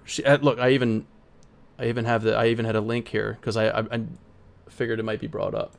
So this is what happens at the end of Crisis Core. She's praying, and then this is after Zack died, and you can tell that she senses that Zack has now she knows that he's entering the live stream. So the fact that when the whispers came and everything's changed, and then she's lost a lot of the memories with the whispers taking a lot of that stuff away, and then we get the whole Zack is in somewhere, which we assume is like a dream world or worlds within the planet, within the live stream. I like to refer to these worlds as purgatory, right? Like as not there yet. You're not dissolved into the live stream yet. It hasn't become one with the flow. And if Zack has not yet, he's being held back from becoming one with the planet's flow, maybe Aerith can't sense that. Like Aerith is, maybe there is something weird going on and that's why she's asking Tifa. Like Tifa says, anything? They've obviously talked about this a lot, where she's like, yeah, maybe she's probably telling Aerith or Tifa, I don't know where Zack is at. Usually I can sense him. Usually I feel his presence like in the real living world, and then but she can't sense him in the real living world. I can't sense you in the afterlife. I don't know where Zack is at. So that's where I was kind of taking this one, where at first I'm like, oh, she's holding back on telling that, Zack is dead. But then she holds back on telling the parents, and I can see, and then she's telling Tifa like nothing yet. Unless if Tifa's talking about something completely different, but it seems like Tifa was like, "Hey, do you hear anything about Zack?" Yeah. And I agree with you on that. so she doesn't know where Zack's at, and that's where I'm at with it. It's kind of interesting that you mentioned that. So throughout Remake, she seems to have this real communion with the planet and is able to kind of sense, kind of what's going on in the live stream and stuff. But at that point, you're right. I think that the live stream isn't necessarily like this purgatory stasis mode. But I think that what happens at the end of Remake with the defeat of the Whispers, the Arbiters of Fate, the Guardians of the Path of the Planet, everything's on the table. Those that are dead are in this kind of stasis. And I don't want to go too much into this. I did a video essay on the thin places and with the train graveyard, and how the train graveyard is a microcosm of what's happening with the Whispers. These children are not able to absorb into the live stream, and Aerith is fighting Eligor, this guardian of the train graveyard, who's keeping them at bay. In the same way, Sephiroth, through the defeat of the Whispers, has manipulated the, quote, dead into being not so much alive as around, to use Aerith's phrase from Chapter 1. And so because of that, it would make sense that she's no longer able to access those memories because technically they don't exist in the same way. They're in a stasis. And so it's not necessarily that the Whispers took the memories, but it's that they don't exist in the same way anymore from chapter 1. That's a really interesting way of thinking about it, I think. I hadn't thought of that until you just mentioned it that way. I like that. Real quick before we move on, I do want to I'm going to put some volume on this. Listen to this. I hope you're right. So this Zack guy. Don't worry about that part You here. still like him? Wow. You went there, huh? So, anyways, I just kind of wanted to play a little bit of Brianna White's performance because before I move on, I want to take a moment to praise Brianna White in this. Her performance of Aerith is like masterful. Brianna's delivery of all of Aerith's lines, but I just noticed it in this scene. I just noticed it so much, where they're just nuanced with so many layers of emotions, and she's able to convey that conflict of emotions within her, like trying to enjoy life, live it to the fullest, while wrestling with like some heavy burdens. And when she speaks, I sense that there's something more behind every word that she says, and sometimes I don't know what it is, but I'm locked in. And I'm just like, I think this is just, she did such a great job, and like the way she speaks, hasn't given me any reason not to. And like, there's so much weight into what she says. It's so good. So shout out, excellent performance there. Anonymous in the survey says, let's see, do you reckon in part 3 we'll be able to give closure to Zack's parents on what happened to Zack? I remember playing the original, learning what happened to Zack, and going back to Gongaga to see if the conversation would happen with the parents, and nothing happened. So this could be a nice little opportunity for part 3 to have them. And somebody asked earlier, do you think we'll return to Gongaga? Like, that seems like a good, let's go back to Zack's parents, because Zack's parents was Excalibur's best rebirth. Yeah. And I think it was mine as well. I said Gongaga Village or Zack's parents conversation, but I feel like Gongaga Village it might be a little kind of cheap, little cop out there. So I do like talking to Zack's parents here. Really good. And it would be good to go back and give them some closure. Now, let's see. I've already talked about how Tifa comes up and asks if there's anything and why that's interesting.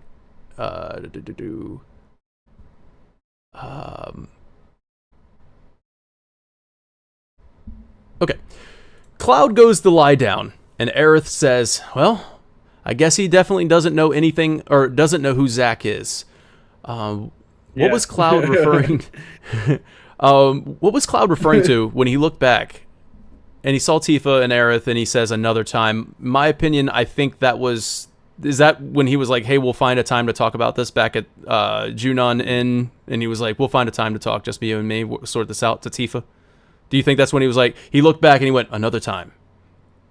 I interpret that more directed at Aerith than Tifa. Like, I feel like he was, but I don't know exactly what specifically he's referred to another time with. I don't know if, I feel like he feels a little bad for like how he reacted or went about the whole, trying to backtrack. So maybe when I heard him say another time, we're talking about like that 16-year-old self reflection type moment. To me, that's like when you're a teenager and you just said the worst thing you could have said, and you're just like, oh, maybe I should go apologize. And that's like the more mature side of himself, where he's like, maybe another time. Yeah, like, like it's fresh, because sometimes the worst thing you could do is just say something and then immediately try and do like damage control on it. Like you need to like actually, put your head to the pillow and think about what you said. So that's how I interpreted that. Like, maybe I'll and he will do just that as he goes back to Cisne's to go lie down.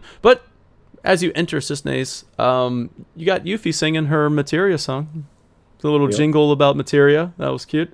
And then if you ask her for an encore, she has a second song she'll sing. Now, and she sings it differently. And yeah, it's different lyrics and stuff too. So. Yeah, it's cool. So now, another thing though, I got to bring it up because it's starting to become repetitious. All right, the last chapter they said it a lot. People be telling Cloud to go to sleep. Yeah. All right, a lot of people be telling Cloud, get some rest, go to sleep. Seriously, is what Cisne says. Go lie down. You know, like go to sleep. And then Sephiroth, of course, in remake, yes, dream the sweetest dreams. So Sephiroth loves when he goes to sleep. That's all I gotta say. Now Cloud wakes up to the sound of a weapon growling. Oh my God! Somebody cue the music. Whoa! This music, man. Oh. It's there, man. When I started hearing it. Yeah. This might be my best music. This right here, this chapter, probably the most difficult for me to choose my favorite music to award it best Really, music. that was me with the last 2 chapters. My God. I mean, you got the jungles of Gongaga. Yeah. We got the weapon theme, or what is it called? What'd you call it? The Whispers Beckon? That was another one. That's what Whispers Dragoon King. Beckon is after this when you're going through the reactor. And then you have Tifa's theme in the live stream. You got the freaking Mako overload. You got freaking dude. Hurry! Price of Freedom is steep. Hurry faster! The cover. Hurry quicker, or whatever the heck it's called. Like, oh my God, dude. The music from here on, from this moment, well, no, Jungles of Gongaga, but like, it's just so good. It's just so good. I really haven't even decided on what my favorite music is. I have like 4 different options listed.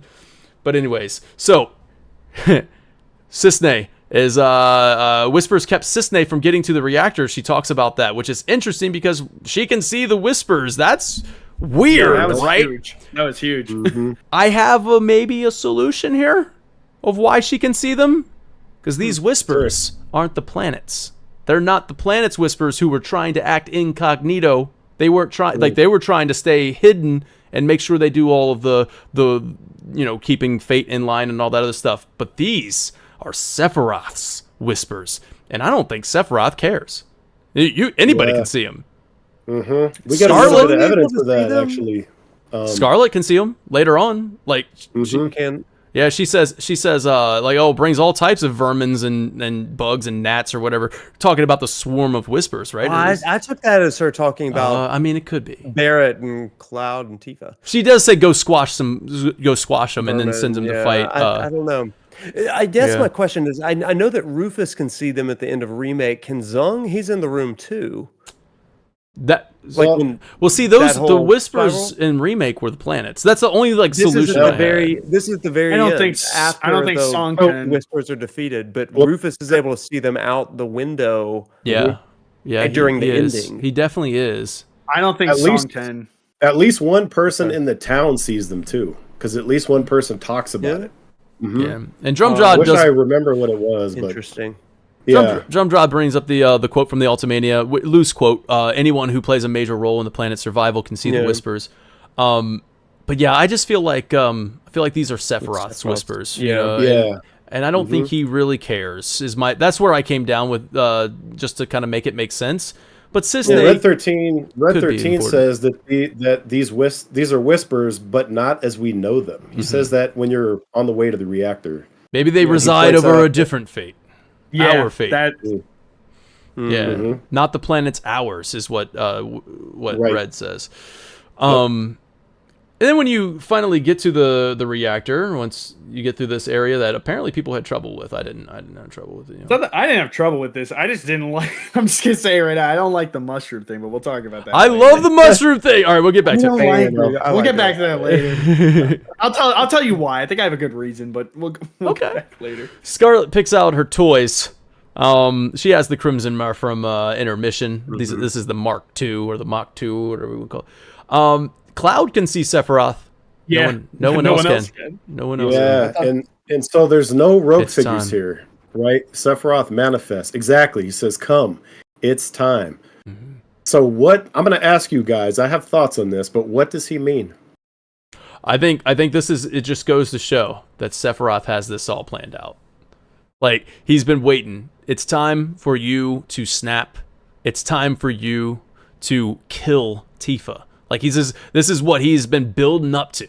This is like from the beginning of Rebirth, right? Like, like this is all new. So this is Omni Sephiroth, Whisper Sephiroth. Because there's no rogue yeah. figures here, right? This is the Sephiroth appearing to Cloud only, an illusion, like just Cloud only. I took that as Genova Roth, as I like to call it. Like Yeah, but these are whispers from Sephiroth. There's no rogue figures. Yeah, rogue figures is Genova's thing. We're going somewhere with this. Okay. Let's keep going. Okay. Just remember all that. Yes, because I have some things to say. All right, so yep, we get confirmation that these are in fact called Relnikas, as they shout out Relnikas. Now Scarlet is picking out her toys. Tell me the tank Ceratops couldn't have been in this. Like, tell me they couldn't have brought out the tank Ceratops. But yeah, we get to fight the same boss that we fought in Intermission. Of course, it's going to be a little bit different the way you fight it though. And then we get another Hojo specimen. I'm like, man, you could have brought out a freaking tank Ceratops. Part 3, baby. They'll yeah, give me the part 3. I feel like they gotta, because I mean, maybe we were. But just why though? Like this is what I was thinking. I'm it's Gongaga. You fight at the reactor in Gongaga in the original game. You fight the tank Ceratops out. Like it just seems the placement was right. It seems like the moment was right for Scarlet to come in here and drop it. I was kind of confused on why it wasn't here. It didn't throw me out of this chapter. I was still really, really enjoying it. But I'm just like, man, where is this at? And like, as I was playing it the first time, I'm like, oh, it's definitely a side quest, right? Like it's somewhere. Yeah. But this seemed like I think if anything, they're gonna bring it back in part 3 because I can't think of much reason to come back to Gongaga there unless it's kind of like this chapter where they're gonna insert a lot of new narrative to it. I can't think of a reason why in part 3 we would have to come back to Gongaga. So I imagine that there might just be some cool side stuff that you can do there because you're definitely gonna be able to go there. Obviously, maybe we'll get to see the Zack parent thing that we were theorizing about before. But dude, I think that he's got to be there, especially since I think a lot of people were vocal about missing him. Yeah. In this game, for sure. He's gonna be the next Hell House, like big, like spectacle. Then somebody's gonna say, "Oh, the reactor's acting up again." Go. Yeah. Oh man, coming out of we really needed you to go back there so we can make up for a mistake. So what do you guys think of Prof? What do you think of the of this this little dungeon area here? You like what was going on here with the reactor? I loved it. Yeah, I loved all of the reactor, mainly because his subtext said the whispers are back, and I love the whispers. So as soon as I heard the whispers beckon, I was like, they're back. That's their song. That's their theme. And I was like gunning it for the reactor, and then I saw him, and I was like, oh heck yeah, let's do this. So. I like the dungeon itself, totally fine, but I wanted the payoff of seeing the whispers, what was happening, and the reveal of the purple orb within them was like, oh, this is a different appearance of the whispers, what lore is building here, and so I was over the moon for this part, and for everything it means for the rest of the chapter and for the rest of the game, even it was just terrific. So the robot can pick it up in the sensors. Would you look at that?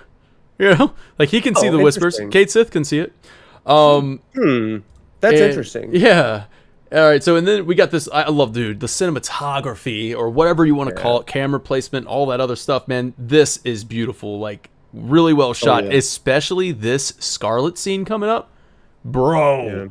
Yeah. Something about they did it in Calm too, where like they open up the bay door and they like jump out and like this time Scarlet like stands in the middle with the two like freaking fungi Last of Us style creature.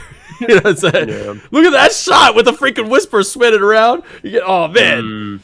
So this was just hype. This is all very, very hype for me. And she's just gonna drop a crane there. They're gonna try to get the weapon out. But here we go. They jump out just like they did at Calm. But this time, there it is. Look at this shot, dude. Come on. She looks at Mako tracks all kinds, gnats and vermins included. So gnats made me think she was talking about the whispers. Yeah. Yeah. All right. That's interesting. I don't know. I don't know. I don't know if she's seen them or not. Look at that. Look at that shot. Yeah. I can go either way on that one. Yeah. Just ambiguous enough that you can't really be 100%. I feel like most people. I mean, we know that. Wait. Well, I guess we don't know. She hasn't seen them in remake. So. Yeah. like, I don't know. I feel like if this was her first time seeing him, calling him that seems like a very nonchalant way of reacting to the suspicious and unknown ghost tornado. Look at That's this, a dude. cool shot. Yo, I broke the camera and turned it around to the front. This is such a tight, dude. This is such an awesome picture, man. Bro, this is a weird pivot, but we had to bring up Resident Evil somehow because it always gets brought up. Yeah. In the hat, but no, that looks like that reminds me of Resident Evil 6. If anybody's played that, and I'm sorry if you hate like it looks like Carla, like to me with like Ustanak or something like that. Like I'm looking at that, and she just it reminds me of Carla. Like her unleashing the experiments felt very Resident Evil coded to me. I love that. Yeah. So tight, dude. Oh, look at that. I love that. The snap. I don't think I've ever seen. Yeah. It is so cool, man. All right, so yeah, she sends these the exterminators, goes out, and we got this boss fight. What'd you think of the boss fight? Fun. It cool. It's a great. The boss fights in this game are terrific. Yes. And that this one was really, really fun. I felt kind of on the ropes. I don't remember why, but when I was playing that, I think in hard mode, I was like, man, this is really tearing me up. Yeah. Hard mode was a challenge, bro. But you gotta I just had the wrong materia. Fire. It's always a materia management issue. Yeah, agreed, but that's the fun of it, right? Like you know it's a materia that you need, and you go back and you respec, and I think that's the best, man. I think that's what's cool about hard mode is that you actually have, because I went through Rebirth pretty much going with what I liked and sticking to it with only minor adjustments. Hard mode, you kind of got to redo it. He gave me no problem though. Scarlet screwed me up a lot. I actually fell asleep during that fight because I was exhausted when I played it, and I woke up. I was like, I ain't finishing this. I'm going to bed. And you gotta be attentive. Then I went to it the next day. I was not thrilled because I'm like, man, I fell asleep. Now I gotta remember where the hell I was doing with my materia. But anyway, what was he? No, this guy, he didn't have much of a problem. But I am happy though that I think it's H1 whatever. He was one of the very few enemies that I never assessed. I forgot to assess him.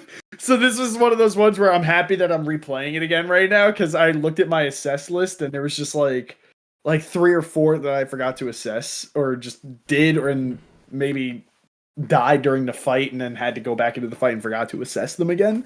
He was one of them. So that was my personal hype moment. I popped off. And I was like, for a second, get him! Long have I eluded you. I forgot to go back to him. So I was happy to get him. I thought the monster design for this specimen was really cool. I just again, I feel like the placement here, I was like, I don't know, man. I feel like it would have been way cooler, especially for Scarlet to bring out something a little bit more of her taste. And of course, that would have been the Triceratops. But like bringing in the specimen, I was like, all right, cool. But we're also going to get another in future memories, another similar fight. And I'm just like, eh. So that one didn't make my best battle. But then we do fight Scarlet later. But okay, so we're going to get to a point. This is an interesting thing here. One of the Whispers comes down and charges at Cloud.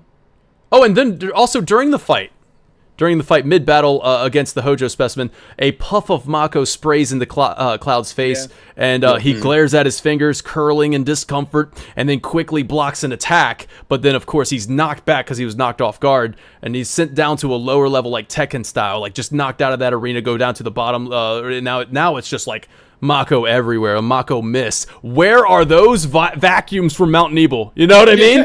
Where are those? Yo, stop the fight. I would have loved if a whisper. You know what I mean? Yo, give me. Imagine a whisper. The whispers that I gotta clean come in with the Mako back. That'd be amazing. Like Ghostbusters. Yeah. Oh. But the ghosts do the busting like that. The ghosts do the busting make me feel good, y'all. Feel good.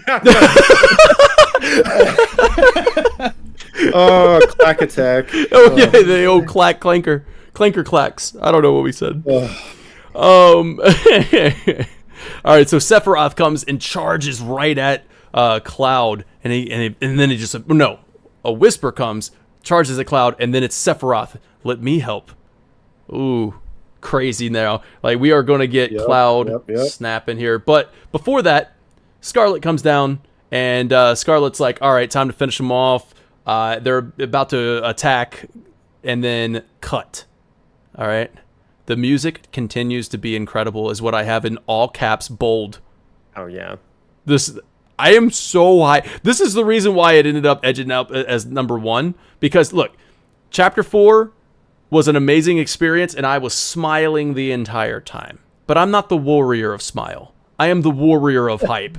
And I'm just like, dude, this is feeding me. This is feeding me. And like, so this happens. We cut to it's time for girl power. It's time for the girl power, man. Help is on the way, my dear. It's time to justify separating the group, because I remember initially playing this, I'm like, why did Barrett just have to leave the ladies out? Hey, we can go take a look at it. Yeah.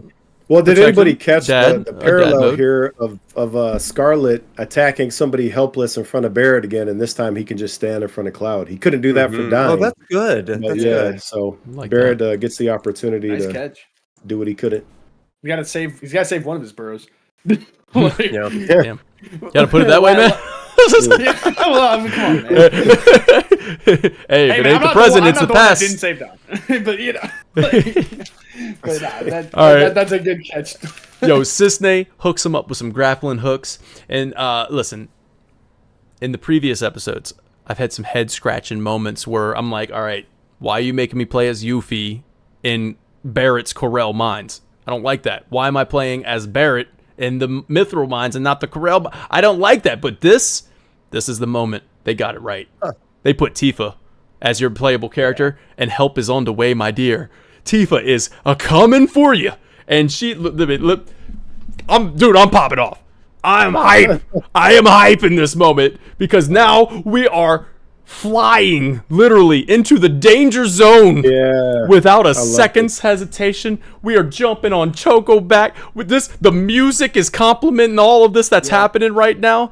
Brilliant game design to separate the players, the team. One of the things I really like about this particular part is that you have the girls in the party that are coming to the rescue of the guys. Yeah, that is something that I really have not seen very much in this series. But here it's like Tifa is like, they need some help. The hero. Like, there's something. So we're going to swoop in. Usually it's very reversed. But again, I mean, Tifa, to her credit, she is constantly reaching down, grabbing Cloud with one arm and like pulling him up. And here she's like leading the rest of the girls to save the guys here. It's really cool. Dude, and talk about like brilliant game design here of like I love this. separating the party, right? Yes. The first party has to trek on foot through this jungle. The second party, when it's an emergency, now we're hopping through this at blazing speeds, man. We're covering vast distance with a single leap, and it was satisfying to hop on these mushrooms and cover those distances. To see the mushrooms like as a gameplay mechanism. Terrific. Yeah. Okay, and I'm going to speak positively on them here, because narratively, hear me out, because narratively I think it's cool, because you're like, it's showing urgency and it's showing progression. Like, as before, you're running to the reactor, so it does take you longer. Here, if you go the right route, you will get there faster. You're going to, and you're seeing like that immense like progression by just swooping over the land that you were just running through before. This is a good example of having to revisit not just the territory that we were getting there to, but also the dungeon itself, how it's going to be different when we enter it.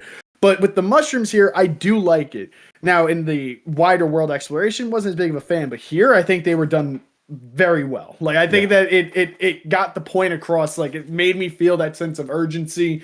We're seeing like, hey, like before they were getting there, but like, we need to get there. We got to now. get there. Hurry faster. Right. Like, it's like they were in a hurry, but like we're in a rush. Like, we got to get there now. No, it's also interesting that in this area, if you just kind of do some of the side quests before you get to this point, the whole point of Gongaga is we have separated from the modern conveniences of fast-paced life, and we take things a little bit slower. But when there is an emergency, we have natural resources that are going to cause us to still not have to use the same technology that's killing the planet. We're going to use the planet in order to hasten our pace. And so I love that they were still able to do that. Yes. Yeah. Yeah, and like, I mean, you said it, Prof, where it makes you feel like the superhero. Playing as Tifa right now, playing as a superhero, come in to save the day, and the ladies too. Like we got Aerith and Yuffie. They even land Yufa. Ship it. We got Clap. Ship we it, got Yufa. Bro, Dan's Where are we dropping all the going? ships tonight. Listen, How about Barrett? Barrett. I feel like as a parent of two, you blend the names. You blend the names all the time anyway. man. Sorry, girl, I'm one of I three. can't My say anything about that. I was one of three. My parents would name my other siblings and then the dog before finally getting to Getting me. to you, So yeah, it's the same. they really, Oh. no, Jackson. That was my dog. I'm like, Jackson. Get over here. Get over on. Jackson. Like, how you gonna throw the dog in before me, bro? Come on. Oh man, yo, the ladies Hey, so even Yufa. the Yufa and all of them, man, all of them ladies, man, they just be landing superheroes landings. It was great. They even landed that right before meeting Scarlet. So you know, Aerith, she's gonna spot Cloud in rough shape when they arrive there. I can skip ahead later.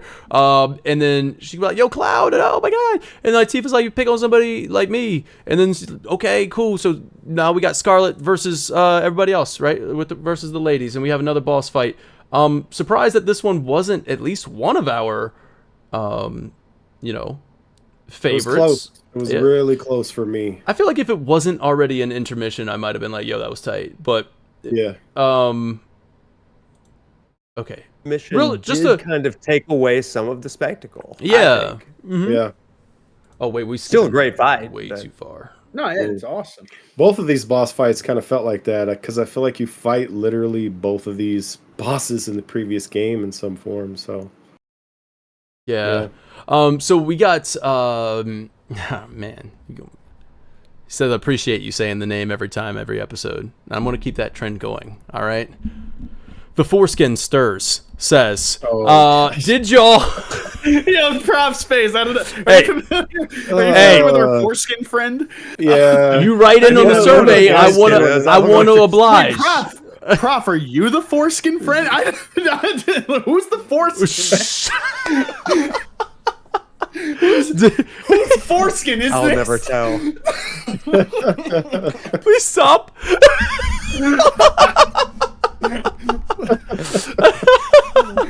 Did y'all know that you can cancel Tifa's uppercut into a basic attack if she's at chi level 3? It gains tons of ATB. He says, or they say, I'm assuming it's a he because foreskin, but I don't know. But listen, I'm 200 hours in and still learning combat mechanics is what this person says. I only give it one time. I'm only going to say it once, all right? Maybe twice. That's it. That's all we get. All right? But I thought that was kind of cool to bring that in there where I didn't even know that. If you're at chi level 3, you can cancel an uppercut into a basic attack, according to this person. That's a pro tip for some of the harder ultimate Chadley battles. Mm. Oh, God. It'll save you several times. Pierre in chat, giving out like the perfect next name on your survey if you're paying attention, unless if that is in fact the person. Anyways, Jedi Master Foreskin. Oh man. Anyways, Man, we do get some Star Wars reference coming up. Now, let's see. The weapon emerges, and Scarlet gets the crane. Tifa is in pursuit. Let's just keep this playing. I don't know where we're at. Tifa's in pursuit. Cloud sees her in danger, in a daze, but he still hurries to help her. He rushes into a group of troopers, but Sephiroth appears to him, and he says, "Let that righteous anger consume you." here we go. Here we go. Here we go. Cloud savagely cuts down every trooper. Now, the warrior of hype. Get hype moment. And also shout out to Kalia. The get hype moment, right? Yeah.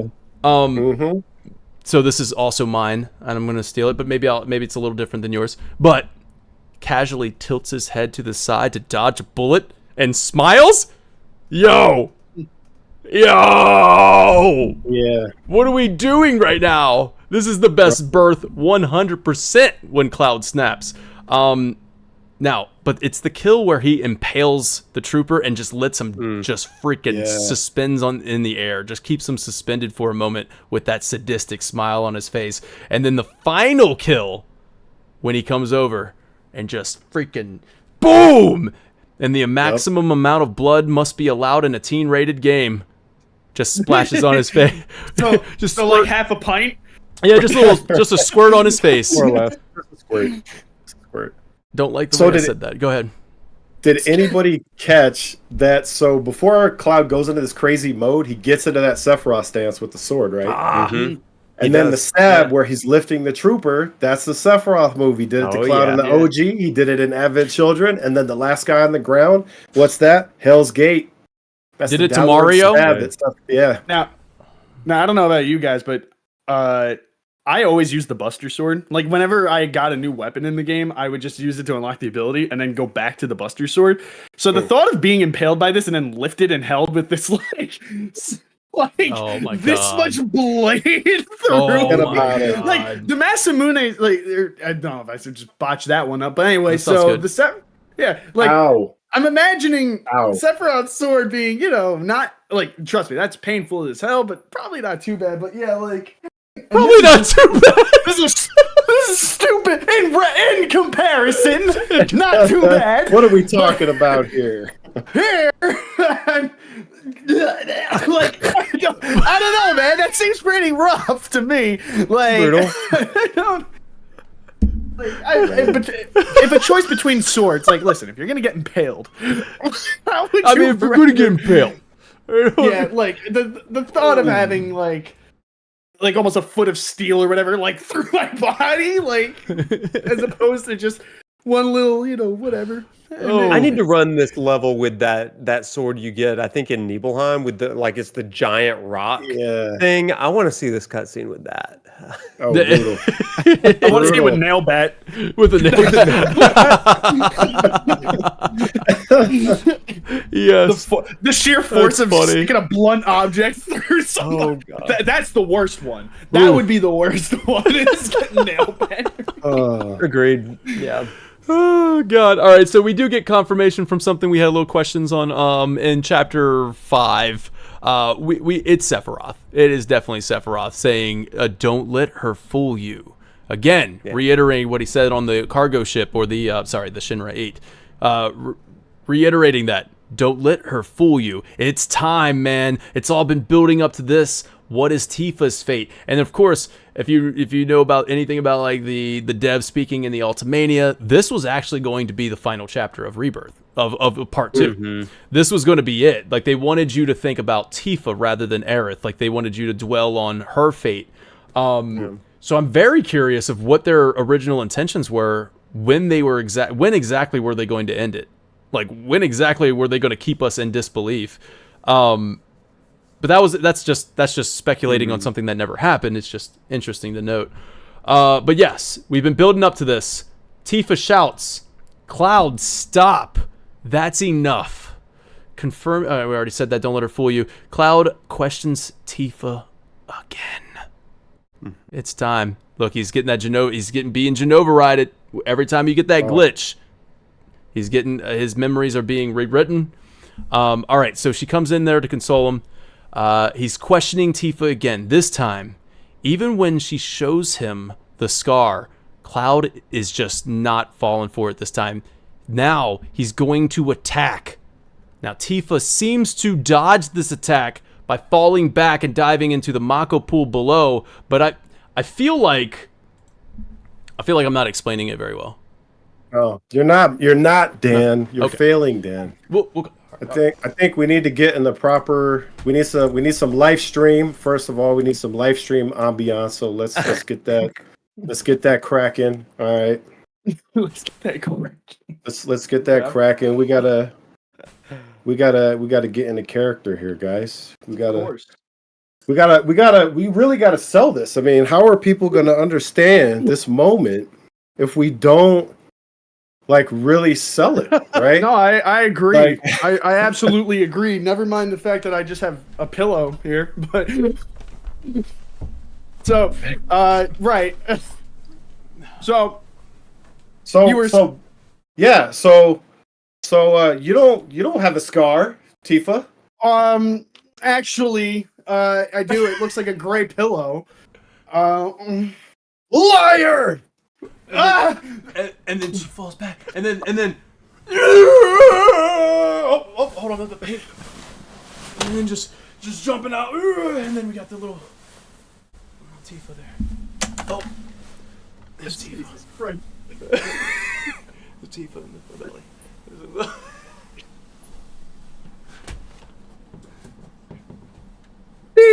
Tifa! And then I'm all in fetal position now. This is what Tifa does. All right. So I feel like that My light unplugged. When Wiley stabbed me. So, I'm just saying. I think I rock a mean Tifa. What is this 80s style haircut you got going on? Look like you're. Oh, I love it. Oh wait, I gotta turn mine to green. Oh man. Cool. Put my shirt back on now that I'm no longer Tifa in the live stream, and yeah. I really think that really that really sold the impact of the scene. I said it better than I could ever like describe it. So anyways, basically you saw what happened. Like Tifa falls back. The big the freaking weapon comes out and just swallows her up later on, and then she's gonna end up in the belly. I love the live stream thing going on, so I'm gonna do that as well. So I'm so confused. There I'm we sorry. Did you guys catch that Cloud goes for the slash right in the same spot Sephiroth got her, and then Yep. we get the same shot of her falling away from the camera that Yep. we got in Nibelheim? Like, pretty cool. All right, so we're in the live stream soon. All right, guys. Whew, man. I think I'm in. Well, I was Tifa, so it makes sense. I think I'm in the most live stream right now. You can tell You that are, I don't dude. have. You are. Well, you are Tifa. Remember, you played the part. Saturated, Yes. bro. You played the part, bro. Yeah, I absolutely killed it, dude. All right, I could tone down my live stream, but now I'm getting like dramatic half-face shadow. So Hey, I don't know if we want like blinding sun live stream or if we want like cinematic shadowy ambiance. I don't know. You look good, man. You figure it you, out. man. You figure it out. I went from Tifa to like Great Lebowski. All right, for real Ace though. Ventura with the shirt and I don't know what happened to me, but Oh, you're not gonna keep the wig on there. So should I put my boobs back in? say less, fam. yeah. Uh, So what actually what I missed out on, which we couldn't really show too well, is that it was my one. We didn't have access to a pool. If we did, we would have nailed it. We don't have a pool. oh, dude, I would recreate. Yeah, if we had like, I would have recreated the scene like verbatim. Hey, thanks for being on the show, Prof. Dude, I'm just in awe. I'm just like. I'm gonna reenact it with like my little action figures, but like within arm's reach. I have a Noctis and I have a Tifa. Oh. And so it's just gonna be like Flash. No, No! Tifa! Man. I like your reenactment too. Actually, I love It was that. a lot easier than yours. I mean, it's. Oh yeah, dude, my light unplugged. So Wiley, we had technical difficulties. You see, it was supposed to be a nice transition to Slash, and then Breasted Liam was supposed Breasted to fall. Liam. Was supposed Breasted to fall Liam. That was with, good. with my like slow mo, and then go into fetal position. But the light unplugged, and I'm sitting there trying to plug it in the dark because I don't want. Okay, Jack. So this is actually my own criticism, my only criticism about about this right now. As Tifa rises up to the surface, I actually kind of thought it would have been more impactful if she didn't. Like, why not why not? And I have an answer, so I'm bringing up the question, and then I'm going to answer it. But I see you. So why not just have the weapon just swallow? God, just swallow Tifa right there, right? I'm just looking over and I see the freaking wig throwing me off so bad. You asked for this, right? But why not just have that happen when she falls into the pool? Why have her come up to the surface? Well, Dan, you're the weapon. Tell me. All right. Okay, cool. As the weapon, my answer here is that I mentioned this earlier, where I feel like the weapon, or at least the White Whispers, are being controlled by Aerith, right? But we can just go off of saying that these White Whispers or the weapon itself is being controlled by either Aerith or the planet. Regardless, they want Tifa to see what's about to happen. Yes. So it's not that it's just happenstance where she falls into the pool and then she just, the thing is hungry, it eats her. No. I think it was a deliberate choice for her to come up to the surface to start swimming, and then the weapon come up, because now it's intentional. Now it's like, okay, now the weapon wants you to come down here. So that's something I want to keep in mind as we talk about this. Why? Yep. You know me? Why does the planet or Aerith want Tifa to see what's about to happen? And of course, I feel like I have my notes. It's already written, but I know you guys, I know you're jumping on it. So to avoid overlap and to give you a little bit of give you your time to speak, Excalibro, what you got for me, man? All right. So first of all, you guys thought this was the Final Fantasy podcast. Now it's a cooking show. We got Prof Noctis. Now, got the blonde hair. We put the glasses on. Now we got Prof Ignis. Prepare for the cook. Love it. All right. So why is all this happening? Here's some thoughts. So Sephiroth. Oh yeah. Sephiroth is turning Cloud and Tifa against each other from the very beginning. We see this through Rebirth up till now. Now literally trying to use Cloud to kill Tifa, right?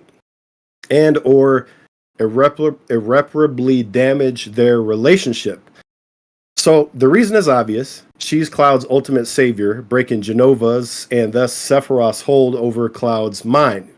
Future memories there. So it stands to reason that after Sephiroth has puppeteered Cloud in an attempt to kill Tifa, the correction or rebalancing of their relationship could be accomplished by showing Tifa early memories with Cloud that reinforce their connections and relationships. So this is why the weapon swallowed her, took her to the Lifestream, guided by the White Whispers, and why Sephiroth shows up right here, right?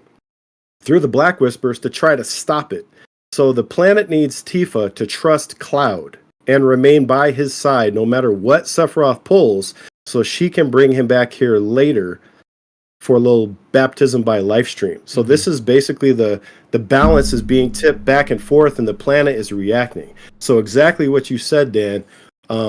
You've got this. This is the attempt to foil Sephiroth's plan, and that's why he shows up, because he goes, "Oh, I know what you're doing. I know what you did. I got to kill her now. I couldn't get Cloud to do it, so I have to do it." And the planet's like, "Ain't no way."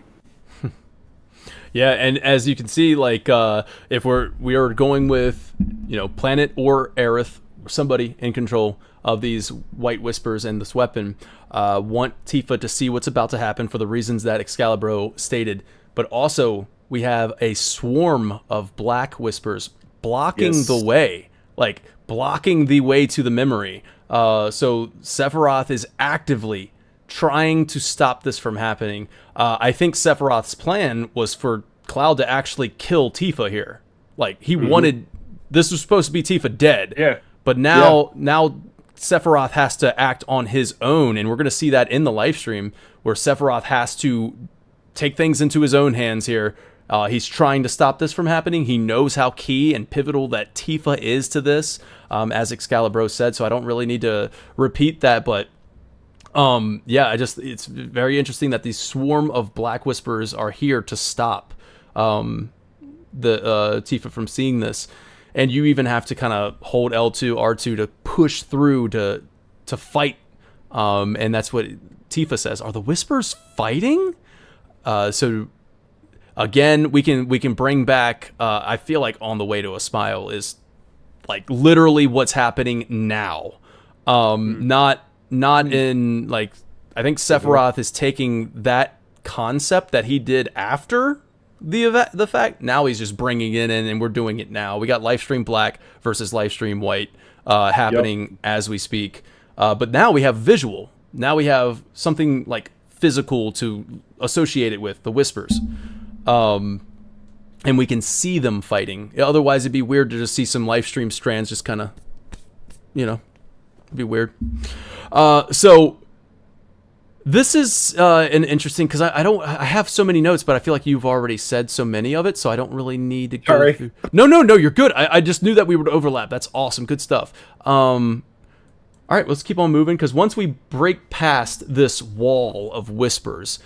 Did you have a note about so when Sephiroth manifests in the center of this purple whisper? We're getting ahead of ourselves. Oh, okay, yeah. Go ahead. Yeah. Okay. Because I mean, like, we still got to go it's going over the pot. Simmer down. Hey, yo, you gotta stir it. You gotta stir it a little bit, man. The planet stirs. You stir it a little bit. You stir the. That's my bad. Bro, it's boiling over. Stop. The macaroni will stick to the bottom of the pan. You know what I mean? Just that's how dude, you that gotta happened in stir my soup earlier. I forgot to stir. Dude, I had to. Al dente. Yes, exactly. So, actually, Wiley, this is gonna make you happy a little bit. I don't know. I'm sure you probably already saw it, but I looked at the bottom right-hand corner of my screen, and I feel like you're the only one. Maybe there's been others, but you're the only one that told me that you think the next game should be called Relive. And at the bottom of it is relive your memories, and I'm like, Wiley, there it is. Yeah. Well, I mean, so you have make, birth, live. Yeah. So you have the act of creation, you have the act of birth, and you have the act of living. And relive sort of, maybe it creates a false hope for Zack or Aerith, or but it also has this sort of dual meaning of relive your childhood that's meta, that's sort of been in this whole series. That's what Tifa's doing right now. And of course you got Zack and Aerith are gonna be in part 3. There's no way they're not, so they're gonna temporarily relive, at least for some portion. But I think it would be cool. I don't think they're gonna use it, but I just think it would be cool. Yeah, no, that would be cool. I mean, I think that they're gonna do Final Fantasy VII really cool. Really, my money's on Return. It's gonna be something simple, I think. Return, revival. When it's really cool, you guys owe me $10. I love it. Actually, honestly, just take out really, and please just call it Final Fantasy VII. Cool. ... I mean, it's just a total pivot, man. It's Cloud putting his stamp on it. So, all right, we're gonna kind of. It seems like we're rushing through this, but we're not. Because we got so many fan questions to bring into the conversation at the end. I want to hear. I get to be green for longer. Yeah. I want to hear what Prof has to say and everything like that. So basically, in this, Tifa is reliving her memories. These are lost memories. 2 of them, at least, are lost memories to her that she didn't remember because when she fell, she lost these memories. So she's regaining them, which is worth noting. That the only one that she's not regaining or she didn't forget was the promise at the tower. Like, we know that she remembers that, but it is crucial to like the connection she has with Cloud. You know what else is interesting? So they wanted a reminder, I guess. That tower memory is the only one where the camera isn't behind Cloud. They're all sort of shot as if it's from Cloud's perspective, like Tifa's memory, but from his point of view. That one is shared. The rest of them, Cloud's right here. We're looking over his shoulder at her in both of them. Well, yeah, and I think that's really, really key, man. Like, the planet is reminding Tifa not of her own memories, but of Cloud's memories. This is a deeply intimate connection here where she's starting to understand the truth that Cloud doesn't even know about himself, which is interesting. And we'll get there when Cloud's like, there's things I shouldn't remember. And she's like, yeah, I get it. I've seen inside you a little bit. Yeah. Cook. All right, wait. So if Cloud's not in the, maybe I'm missing something here, and if Cloud's not in the live stream right now with Tifa, like in Midil, they're both in the live stream together, but Cloud's not here. So now, what I'm just wondering, and maybe there's a simple answer, maybe there isn't. How is she seeing these memories and learning things that she didn't have her own perspective on? I don't know. This is a really dark thought, but I almost wonder if the kids that she knew in the village died to Sephiroth, and their memories have returned to the planet with them, and now she's getting the other perspective from like what happened on the mountain and the stories that they told about Cloud not being true. Otherwise, I don't fully get how these memories are being explained, because it's unless it's just a subconscious thing. But I feel like she's made it clear that she never had any inkling that that she knew anything about. Like, we find out later that she didn't know until recently that like Cloud wasn't the one that urged her to do this or whatever. So my only confusion about this is, how does the planet have this memory? Again, like if it was somebody else who had it and they died and the memory returned to the live stream, then that makes sense to me, but it just kind of confuses me a little bit. Wiley, you got to think you up. Yeah. I'm gonna call this the Excaliburity. It's the good kind. So there's a couple ways that I think you can look at this, and neither one of them have to be the answer, but the simple answer is that we know on some level a lot of these memories are shared, and that they're going into a pool, and that some of these, whatever you want to call them, realities might be created by more than one person. It might not just be one person's perspective that's dominating them. So the live stream sort of in general exists as this medium that is made up of all of these shared memories. But it's not just memories. There's also hopes and dreams and ideals and things that aren't true in the same way that a memory is true. And as we know, even memories aren't always true. And then you've got this other, here's a more scientific look at it. And that is that, okay, so what just happened to Cloud was he was puppeted by Sephiroth. Sephiroth, the version of him that's alive right now, is in the live stream. So it could be as simple as he has access to Cloud's mind. Now, why does it benefit? It doesn't benefit Sephiroth. This would be like the live stream is sort of hijacking access to whatever it needs because it is the live stream, and Sephiroth can't prevent it. Cloud has come into contact multiple times with the live stream, like being pulled into the live stream. So those memories could have carried into that. When exactly has he? Because I know he's been in the Mako tank. Well, he's been in when he gets pulled into those, my opinion, when he gets pulled into those big white rooms or even the black rooms, live stream white, live stream black, like when he was falling from the reactor or the Midgar plate, and he falls into that big white space, and like he's talking to himself. I feel like he's in the live stream there, that's a subconscious, that's a consciousness there. Do we know for a fact that that's what that, like, I'm not trying to be like argumentative for the sake of being argumentative. This is something that has kind of confused me on this part of the chapter of, hey, how are we get, like, I think it's beautiful. So it's not something that takes me away from it, but this is a factor into why I'm like not totally on board with some of the things that are displayed here, because I'm like, hey, how is this being portrayed to us? I think it's great that it is, because it does wonders for their relationship. And hell, I mean, their conversation coming up is my personal best birth of the chapter. Like, I love that conversation. So they also, like, man, it's, you get into like the whole collective unconsciousness. You get into that it is the shared consciousness of everybody, living and past, and like it's. So if you have a memory, even while you're living, it's probably in the live stream, right? Like, it's the collective unconsciousness. Carl Jung and all that other stuff that I spent way too long listening to. Man, like going to work, listening to this stuff. There he is right there. Yeah. Well, some of your Yogacara in there too. Like we know Nojima is using these concepts. As soon as Nojima actually confirmed that he was, and then like, hey, if you know about this, you probably have a better insight of how the structure of the world works. I was like, oh, okay, well, I should probably educate myself. So like, yeah, I listen to a lot of this stuff. So I don't think you necessarily like you don't have to like die or anything to have your memories in the live stream. The only reason I proposed, I mean, at first I said it was kind of a morbid joke, but I actually think that there might be some merit to that because in a way, it's Tifa's past helping her, protect and preserve the future she wants, and that's with being around and near Cloud. Like, she loves him, she wants to protect him.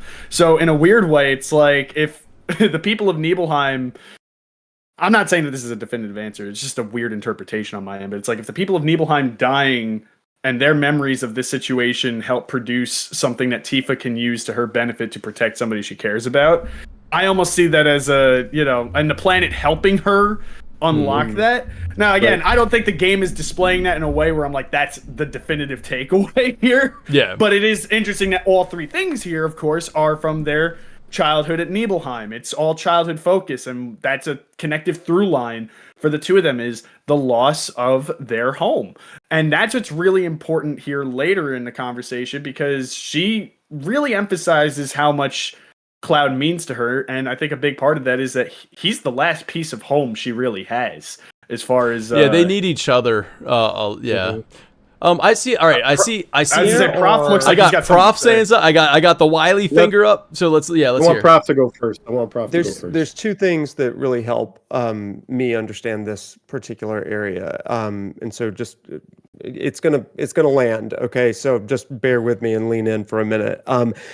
I think that the planet is wanting to show specifically Cloud's memories to Tifa for the purpose of safeguarding the planet's will against this subversion of Sephiroth. Okay, the way that I'm going to say this here is this game and this remake trilogy is, I would not say deeply informed by, but almost one-to-one informed by two specific things. Number one, Buddhism. Number two, predestination in theologies. And this is actually kind of my wheelhouse for a second. So like with Buddhism, because I teach Buddhism and predestination, foreknowledge concepts in class. And this is the best way to explain it to students that are trying to read theologians through Final Fantasy, right? The first thing is that with Buddhism, life is kind of like this. You've got this sea, okay? And when somebody is born, or you are kind of starting your existence on the planet, it's like a drop of water is removed from the sea. And that drop of water is certainly informed and formed by the collective of the sea, but it's on its own. Now, it doesn't mean that it's completely ignorant of everything that happened or everything that made it who it is, but its perspective is limited. So what happens in death is that this drop of water returns to the sea, okay? And it just becomes part of the whole existence. Now, this is important because all of the memories, all of the actions, all of that stuff are informing the life. Now, typically only before you were born and before and after you return, are you able to access all of that. But here, for some reason, really interestingly, the planet wants to take Tifa on like a guided tour, returning back in without death. And that's really important. So that's why it begins with, am I dead? Am I dying? Yeah. And then later on in Cosmo Canyon, she says it's peaceful there. And it's like all of these words. But why is that worry kind of gone, and why is she filled with peace? Well, it's because she's suddenly returned to every perspective. And so the anxiety that she feels for Cloud is suddenly mitigated by understanding his perspective throughout their childhood. She's remembering the realness of Cloud, even though the thing that she just saw as that extricated drop of water was anything but. So she's like, that wasn't the real Cloud. I've seen him in the live stream. I've been reminded of him. Yeah. So that's number one. Number two, the predestination thing. This is so interesting. Predestination demands that there is a beginning, middle, and end to every story. And it's already to some degree written. So if we were to take this book, which coincidentally is Jung's book, right? if you were to take this book, it's written beginning to end, but in here and now moments, we're probably around right here. Therefore, we can only read what's on this page and everything that happened before. But Final Fantasy VII Remake and Rebirth asks the question, if you were to access the full knowledge of this book beginning to end right here in this present moment, as Sephiroth did when he fell into the Lifestream, and as Aerith is able to do through her powers as a Cetra during Remake, then you're able to know the will of the divine or the planet beginning to end and the way that the planet's flow should be. What's happened here is that Sephiroth's subversion of that, saying, no, the story doesn't need to end that way, has created some ambiguity as to whether or not the predestination aspect is going to happen. So what's really interesting about this chapter is that when Tifa falls into the Lifestream, she's catching a glimpse of the story as it has been, but some assurance of where the planet is wanting to go. And therefore, she feels emboldened to kind of begin to create that future memory of the planet. So all that to say, like, the future exists within the Lifestream before it ever happens. It's omnitemporal, even though it's limited in perspective to those that don't exist in the Lifestream necessarily while they are presently alive. Am I making sense there? Like, are you following me? Yes. That? I think that's why the Tifa stuff really, really matters here, at least to me. Dude, awesome. Thank you so much for sharing all that, man. This is why I have you on the show, Prof. All right, that was like a mini lecture. My students would have fallen asleep. I hope that y'all are hanging in there. Not me, bro. Wide awake. I was about to say, do you do like Zoom lessons? I tune in. Yeah, you go to the University of Alabama, right? Yeah. Well done, baby. Attend. Attend the college. No, dude, that was awesome. I think you really kind of laid it out pretty clear. At least for me, I think from everything I've been listening hours and hours and hours to this stuff, I think that does. I guess my only like thing about that is I'm like resistant to it, right? I'm resistant to the whole like it's everything's predetermined, you fall in and it's a beginning and an end. To where I'm like, I go back to the whole, I like the theory of Sephiroth, like after post Advent Children, we got him thinking, you know what? I'm going to go back and I'm going to remake things. Now that I know, maybe even if it is 500 years, 500 years into the future, and he can see that, even if it's past that post-credit scene, it's Sephiroth going back and saying, all right, I got to break it to remake it. I'm going back and I'm going to go back to this moment. Like, it's not an end of the planet. Like like we're not at the end of the planet, and it's not like there's a beginning and an end. It's just that time can still go on, but Sephiroth is going back, and he's going to go to this very moment. And now everything that happens all the way up to that 500 years later, sure, that's in the Lifestream because it's there, and it might even be Sephiroth like manipulating the memory within the Lifestream because that's what the Lifestream is. It is made of memory. So, and what does Sephiroth do? He can manipulate memory. But so, like, basically, without going way too into like a theory cast. But I just kind of wanted to throw that out there for anybody who might be like, man, I hate the idea, the concept that there's a beginning and an end, and everything is already predetermined. And it's just like, for me, that's how I've coped with it, where I was just like, okay, no, it's predetermined up to a certain point, and then, but even as Aerith says, it can be rewritten. I feel like that's the beauty of this chapter wrapped up on both you guys. It's a very interpretive chapter, all things considered. I think that this chapter is probably one of the most interpretive and, self-driven in the sense that I feel like every single person who's played this got a different takeaway to some extent. And that's why we're here, Dan, to talk about. That's why we're here. And I'm glad. Let me say one more quick thing about this one aspect. Not necessarily the theology of it, but the planet is preparing Tifa for what I believe is the capstone role of Final Fantasy VII, which is she is given this blessing of the experience of the Lifestream, this multiplicity of perspective, so that when she re-enters the live stream, she's going to be able to have like this Sherpa-like nature with Tifa. This is something that Subtext and I have talked about in the past. I think it's such an interesting foreshadowing before, like, we never got this kind of foreshadowing. How is she able to really navigate Cloud through the live stream in the original game? Well, this is kind of preparing her for that. It also is doing something amazing. If the planet genuinely knows, and it is predestined, that Aerith will die. Aerith has been secretly speaking with Tifa, and we never really get to hear those conversations. Sometimes maybe it's about boys, maybe it's about Cloud. Sometimes though, maybe it's like, listen, you're the key here, you know? And I have to share some of these things. And if, as you said earlier, Aerith is in some ways controlling these whispers and is in control of the planet, or maybe it's not Aerith herself, but the planet's will is to kind of preserve, as Aerith says, to save the world and save Cloud. Then it is possible that they're saying when Aerith leaves, somebody in the party must still have that connection to the planet, and Tifa is the one. So she's not going to be the next Cetra, but she's going to have that closeness to the planet that you can only have when you're in it.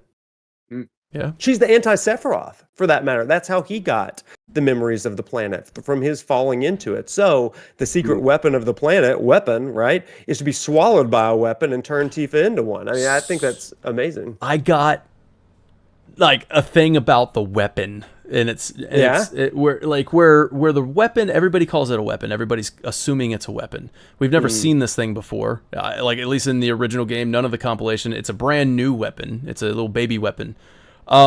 Which means it was just created, in my opinion. So, like, this is a newly formed thing. And so, all right, it bleeds white whispers, but we're going to get to that in a second. Which makes me feel like if the white whispers are controlled by Aerith's will, did Aerith create the weapon? Whereas, like, she's tapped into a power, like, because the planet has the power to create weapons. Is Aerith doing this? And first of all, like, these weapons have these giant orbs on them. Now, again, these they seem like they're setting this up to be the Magnus Materia and all that other stuff, but I don't know if I necessarily think that's the Magnus Materia. I don't know. Where I feel like these weapons, maybe they're protecting something. Maybe this is like protecting this. Maybe it's the sacred timeline. I don't know. Maybe it's the freaking OG timeline that they're carrying around. These are all the memories that they stole from Aerith. From Remake, like, they're like, these are all the, like, this is important stuff.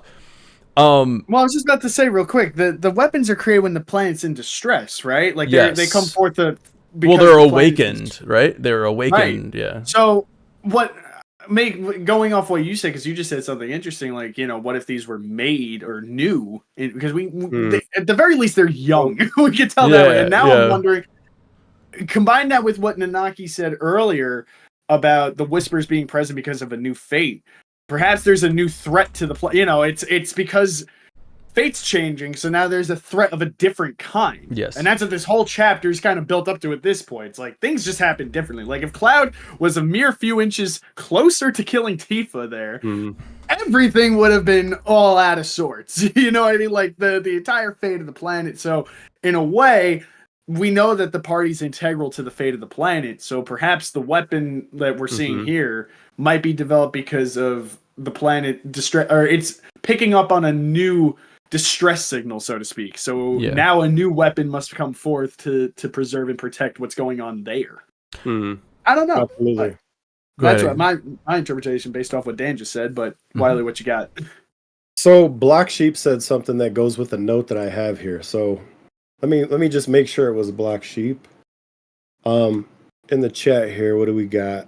It's talking about her being in the fetal position in the stomach of the weapon, and this is her rebirth. Now, if you could pull this up for me, Dan. When the weapon comes back up to deliver Tifa to the party, it does not spit her out. Nope. She is rematerialized. That's what I wrote in my notes. I literally wrote materialized. Nothing. She is, so, and this, and I wrote down what Prof said when he was cooking, because this feeds into it. So this is what you said, Prof. You said, this is the Lifestream's way. Where's the note? I want to get this right. The life string brings Tifa in without death. But does it?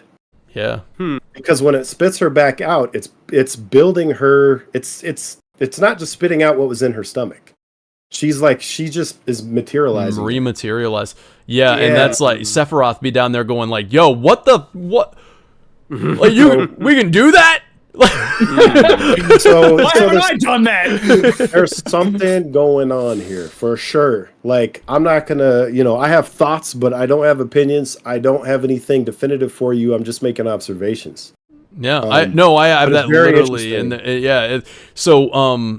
I have that written down too, where she materializes before through the live stream and stuff. But let's backtrack a little bit, because we do have to talk about Sephiroth and a really interesting scene as well. Yeah, we do. All right, so I want to make sure. All right, you guys are just cooking really hard, so I'm like, I got to jump all over my notes. Oh no, you're good. I'm jumping all over the place too, man. So putting the puzzle together.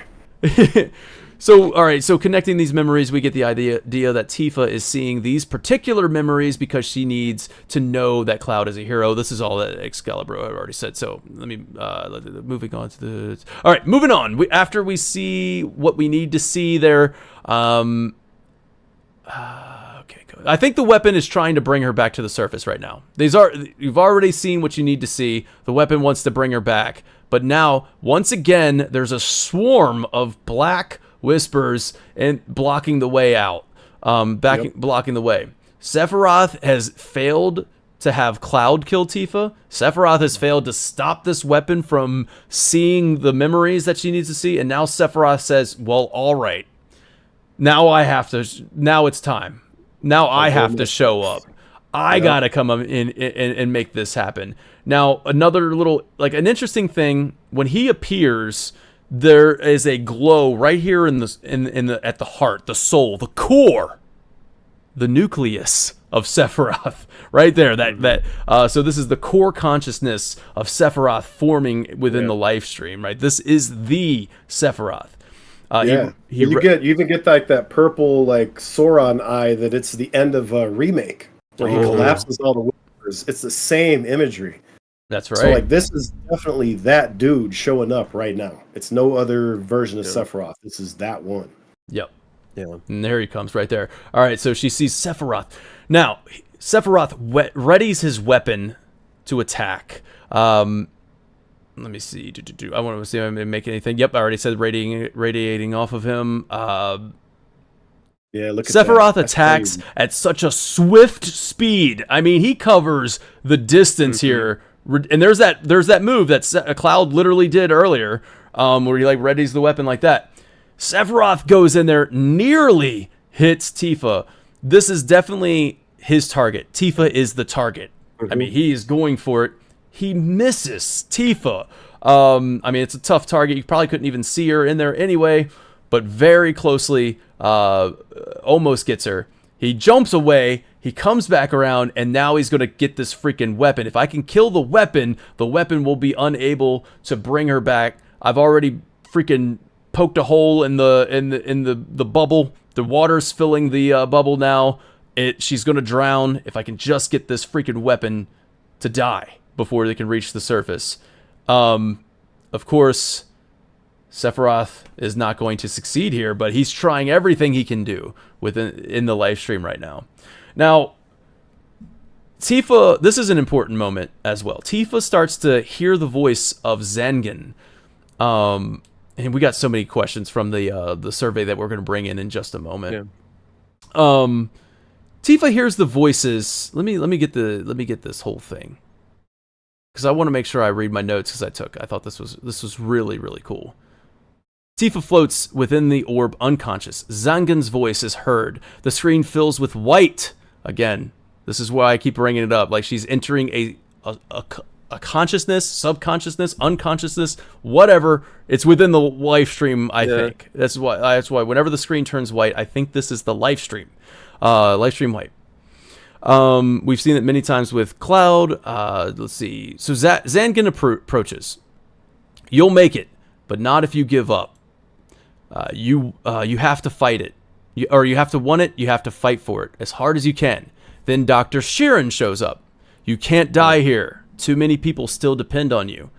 Aerith shouts her name. Barrett pleads for her to come back. We've got a fight to finish. Each of them extend their hand to help her. Cloud walks in and then walks away. She calls out to him. He's led by Sephiroth, who tells Tifa that her words can't reach him now. She shouts, "No, don't take him too." This carries weight. And then the people she sees here is so important for her rebirth after each tragedy. She, like, not actually literally dying, but a rebirth after tragedy. Zangan was there for her when her mother died and taken from her, whose memory was just stirred up again, by the way. Dr. Sheeran was here for her when she nearly died after the event that when her dad was murdered, her home was burned. We had Dr. Sheeran to help her with her rebirth. She nearly died. Remember, she said that. Barrett was here for her to help her start a new life, which another, way to say rebirth. Barrett saves her life and traces the two paths, her and Jesse. Yeah. Really? They're pinned down by Shinra, and Barrett saves her, yeah. Way to bring that in there. I was just bringing it in as like, hey, helping her start a second home, but that there literally saves her life. And so that way she can start Seventh Heaven Bar, which was taken from her and crushed by Shinra.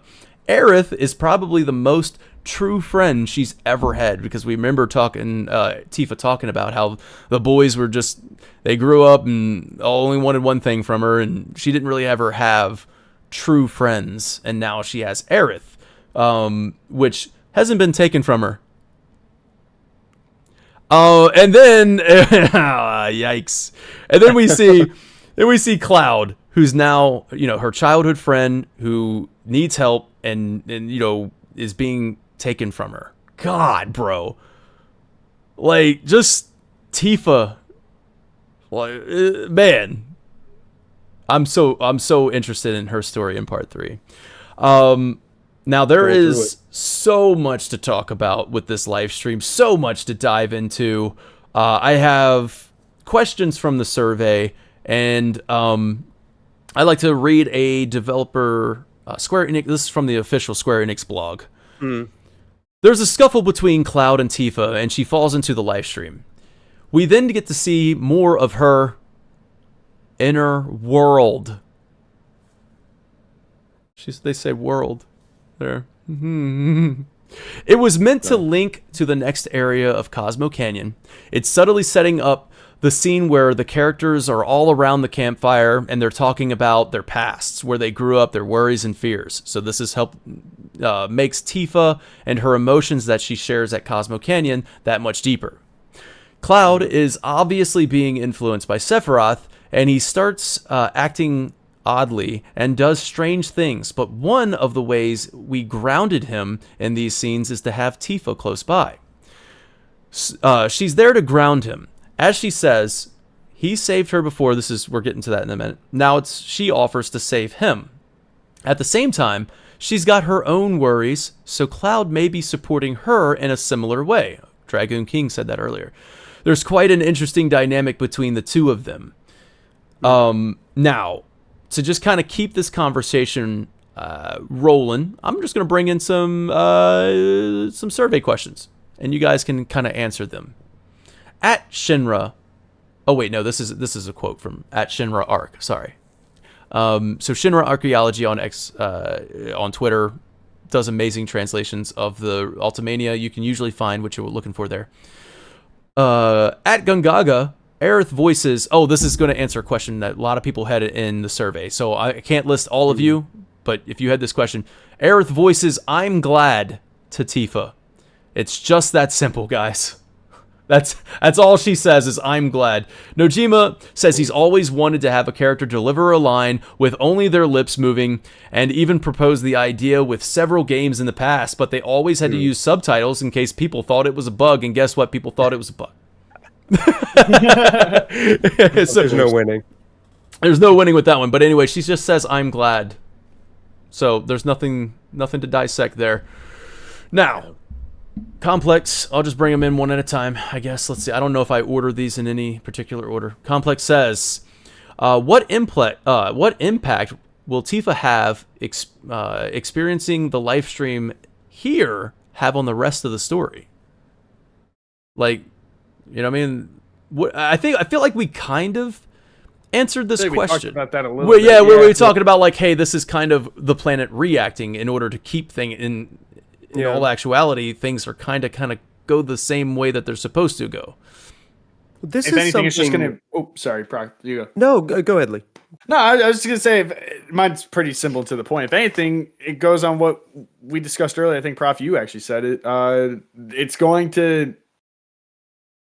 Like, her experiencing this now might better prepare her for what she's got to do in part 3. That's sort of the biggest thing for me. Right. I mean, even just looking at the... Sorry, I promised in the last second that you're good to go. Great. Just what happens with this weapon again? Just like real quick, because it's kind of blanking on me. Does this weapon just recede back into the water? Yeah, it just goes back into the water. Yeah. Because this weapon sustained a lot of damage, and the one thing that came to mind to me, and again, this is, I know I've been known to make a few reaches here and there, but the thing is that with her in the water inside this weapon, there's 2 weapons that are going about in the water down there. And I almost interpret this as just like, you know, I look at 2 and I'm saying, okay, here and then now, like, you know, 1 and 2. We're seeing this is going to happen to her again. And I'm not saying that the second weapon we're seeing there is going to be the one to swallow her in Cloud and Medeal. I'm not even saying that they're going to get swallowed by weapons in Medeal. But the idea to me is that, you know, like what we're seeing with her now is just better preparing her for what's to come. And it's honestly a pretty neat answer to a very confusing part of the lore, at least for the original game, like how exactly she managed that. I mean, there's always the implication that Aerith helped, but overall, I think that we're gonna, you know, see her just be more prepared is, I think, the biggest takeaway here. But what were you saying, Prof? When we were rewatching that scene, I had never really made much of the kind of gagging, drowning motion that Tifa is making, but it strikes me in rewatching that. Just a simple question. Do you think that she had a small amount of Mako poisoning? I even have that in my notes here. Yeah. I think it's really interesting because it's almost as though she is in like one of those specimen tanks like Cloud and Zack were in. And we know that Cloud is able to see beyond one world. It reframes chapter 14 in a really interesting way. When Tifa sees Aerith, is it because of this, quote, Mako poisoning that she's able to see these 2 different worlds? This is something that the subtext and I have talked about a couple of times, mainly offline more than anything. But it's one of those really interesting things of like, Cloud is living in these weird 2 realities. The rift is in the sky. Can Tifa now resonate with that? Now, and is that gonna take place in part 3? And maybe because of her, I guess, strength in the fact that Cloud, you know, she had way less exposure than Cloud did. Perhaps she's able to understand and comprehend the differences. Like, well, because the planet was perfectly curating her Mako intake, I guess. Well, yeah, it was planet regulated as opposed to planet regulated. As opposed it's not an overdose. Right, as opposed to Hojo leaving you in the basement for 5 years or something. But also, the boss fight just before this is called Mako Overdose. So it's almost like a foreshadowing of what Tifa's going to get in that cutscene. So I don't know, really curious. Real quick, though. And that's like the future memories glitching out with the that's interesting about the like I may not be here for chapter 14. No, the reason why I'm doing that because I really want to talk about the whole like Tifa running up and seeing the glitching. That's an interesting perspective. I've heard it before. I don't know necessarily if I agree with it. Like that Tifa seeing that, but. That is clip this so that we can revisit it in 14. Yeah, we are. You've definitely said it. Yeah. Part of the conversation. Yeah. And then just drop it into 14. You've set up a conversation for 14. Like so we're gonna keep that in our mind when we get to 14 for sure. But like the whole like I even in my notes here, and it's funny you bring up Mako poisoning because I was like, now that Tifa, because Block Sheep, sorry, I'm going to throw in the question as responding to that. Block Sheep says, do you believe the title of Rebirth was intended to be for Tifa's Lifestream awakening? I mean, she is literally in the belly of a weapon in the fetal position. Now, if we are seeing her reborn, materializing in front of us, maybe the planet put her back together without Mako poisoning. Like, I mean, like, I don't know, because with like that knowledge, though. yeah, she did. Listen, you heard of Planned Parenthood. This is Planet Parenthood, bro. But Planet Parenthood. Planet Parenthood. Hey, they're not all good. Oh, this is great. But they are there. All right, so I got subtext wrote in to the survey. Questions long, blah, blah, blah. So let's see. One of the things I can't stop thinking about is Tifa goes into the live stream and sees the truth of the Mount Nebel incident with Cloud as a kid. That is actually the final memory that is explored in the OG live stream sequence. It's what triggers Tifa to say, "No, you're real." In that instance, it was because it was a memory from when they were 8 years old. It disproves Sephiroth and Hojo's claim that Cloud was created 5 years ago. With them moving that reveal up, it makes me wonder: will there be a new lie that has to be solved in the live stream sequence? And what do you think will have to be clarified in order to specifically reveal the truth of what Cloud's real identity is? The easy assumption is that it'll be what happened at the altar scene from Rebirth, but that still doesn't solve the question of who the real Cloud is. So, I mean, like, I do want to pitch this over, so I'm going to go ahead and pitch it over. Go ahead, whoever wants to take it. Who wants to take it? Whoever wants to take the loaded gun, because this is a loaded question. I mean, listen, I mean, like, I really do think that the mystery, there's so much mystery being set up with these worlds, with the thing that everybody's questioning right now, the multiverse, the worlds. Where's Zack? What's going on there? I think all of that's going to be solved in the live stream. I think we're going to piece together who Cloud is through these worlds that are being set up. I think it is strange, though, that she's getting this confirmation about his relevance to her childhood, like now, I guess, because that is a huge, crucial.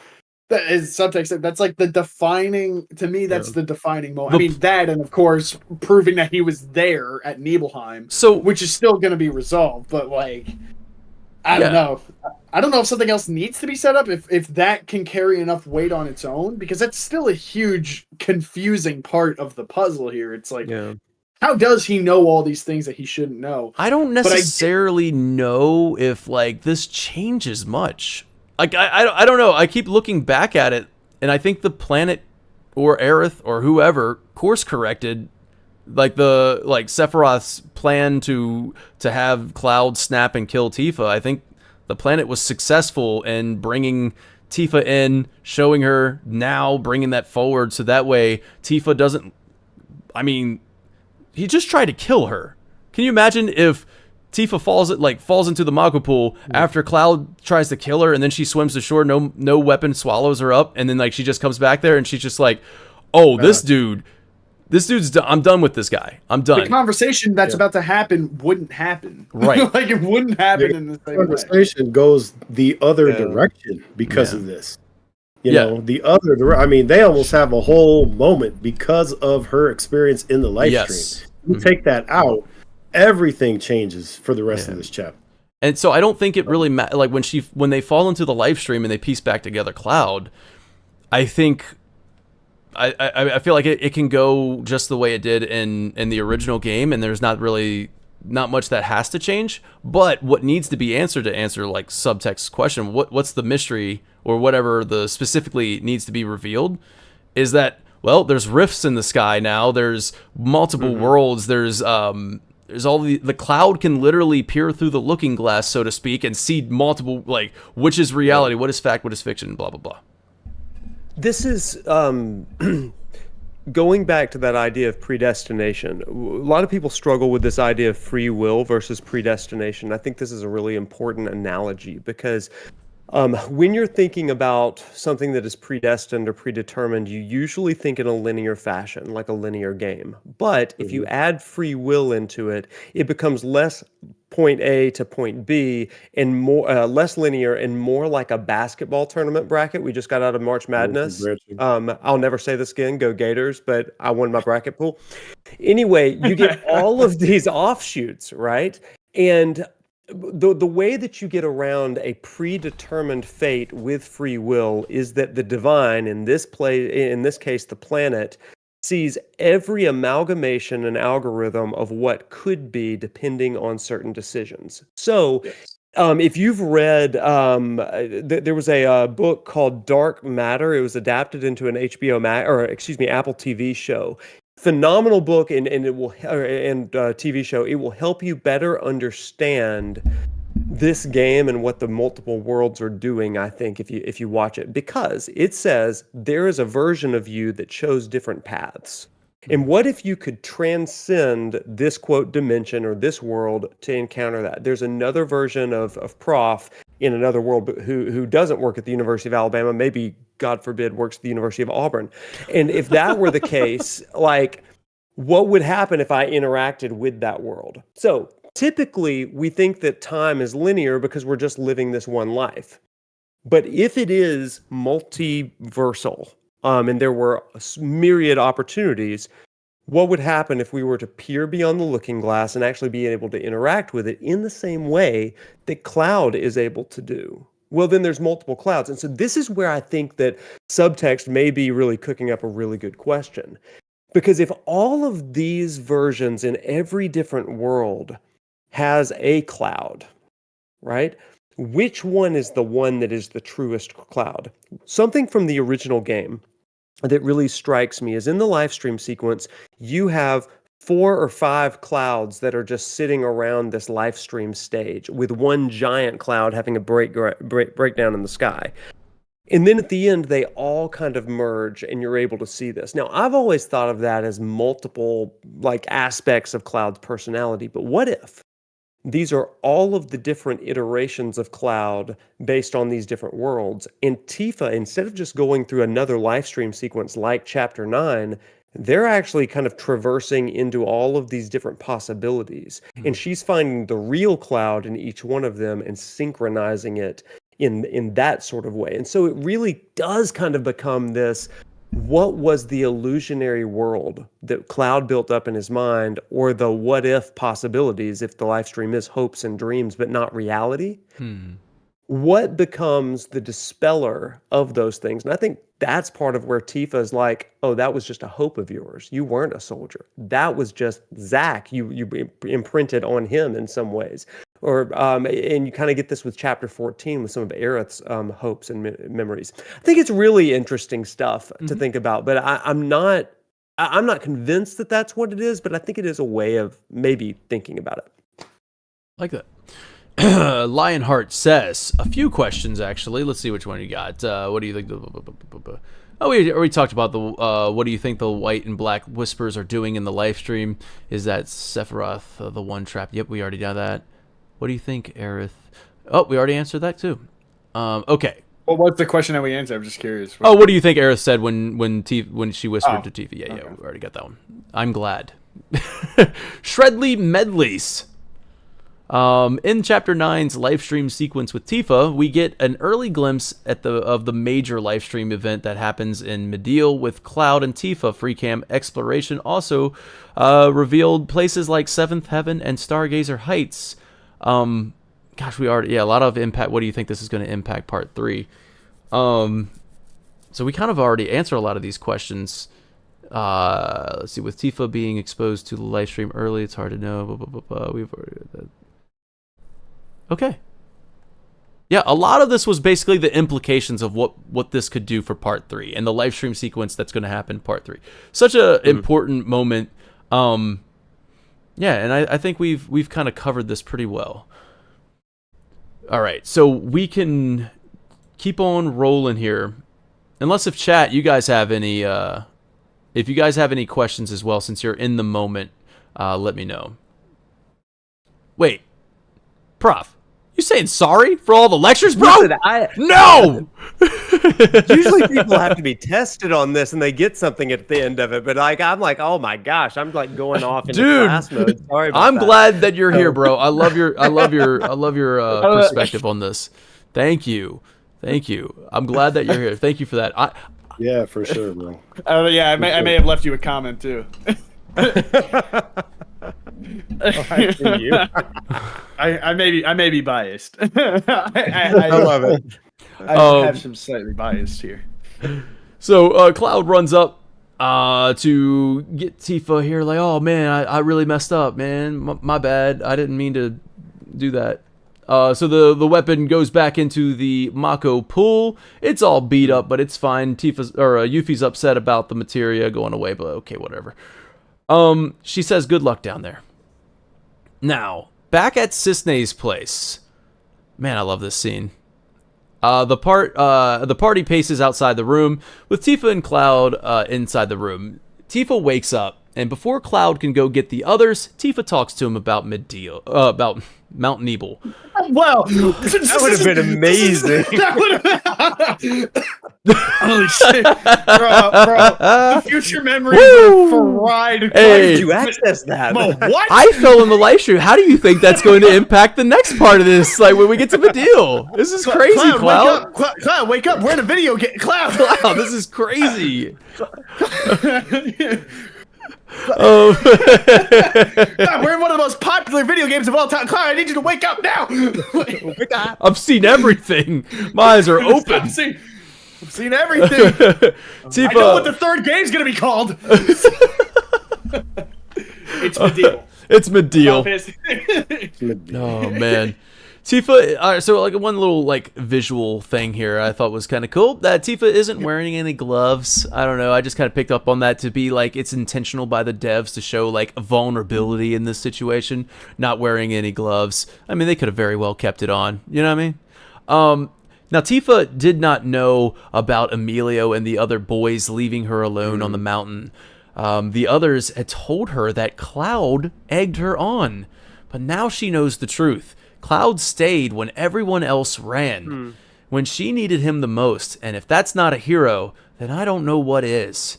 And Cloud says he's no hero. Heroes don't push people into a pool of Mako. Yeah, pushes in. That's a nice way to put it. Dude, Yeah. that is textbook teenage deflecting. Yeah. Like, Right. Yeah, I pushed you. He's trying to. He's admitting he's wrong, but like he's using some choice vocabulary. Heroes don't freaking try to slice you in the sternum. Heroes don't push, heroes use swords. Yeah. That's it.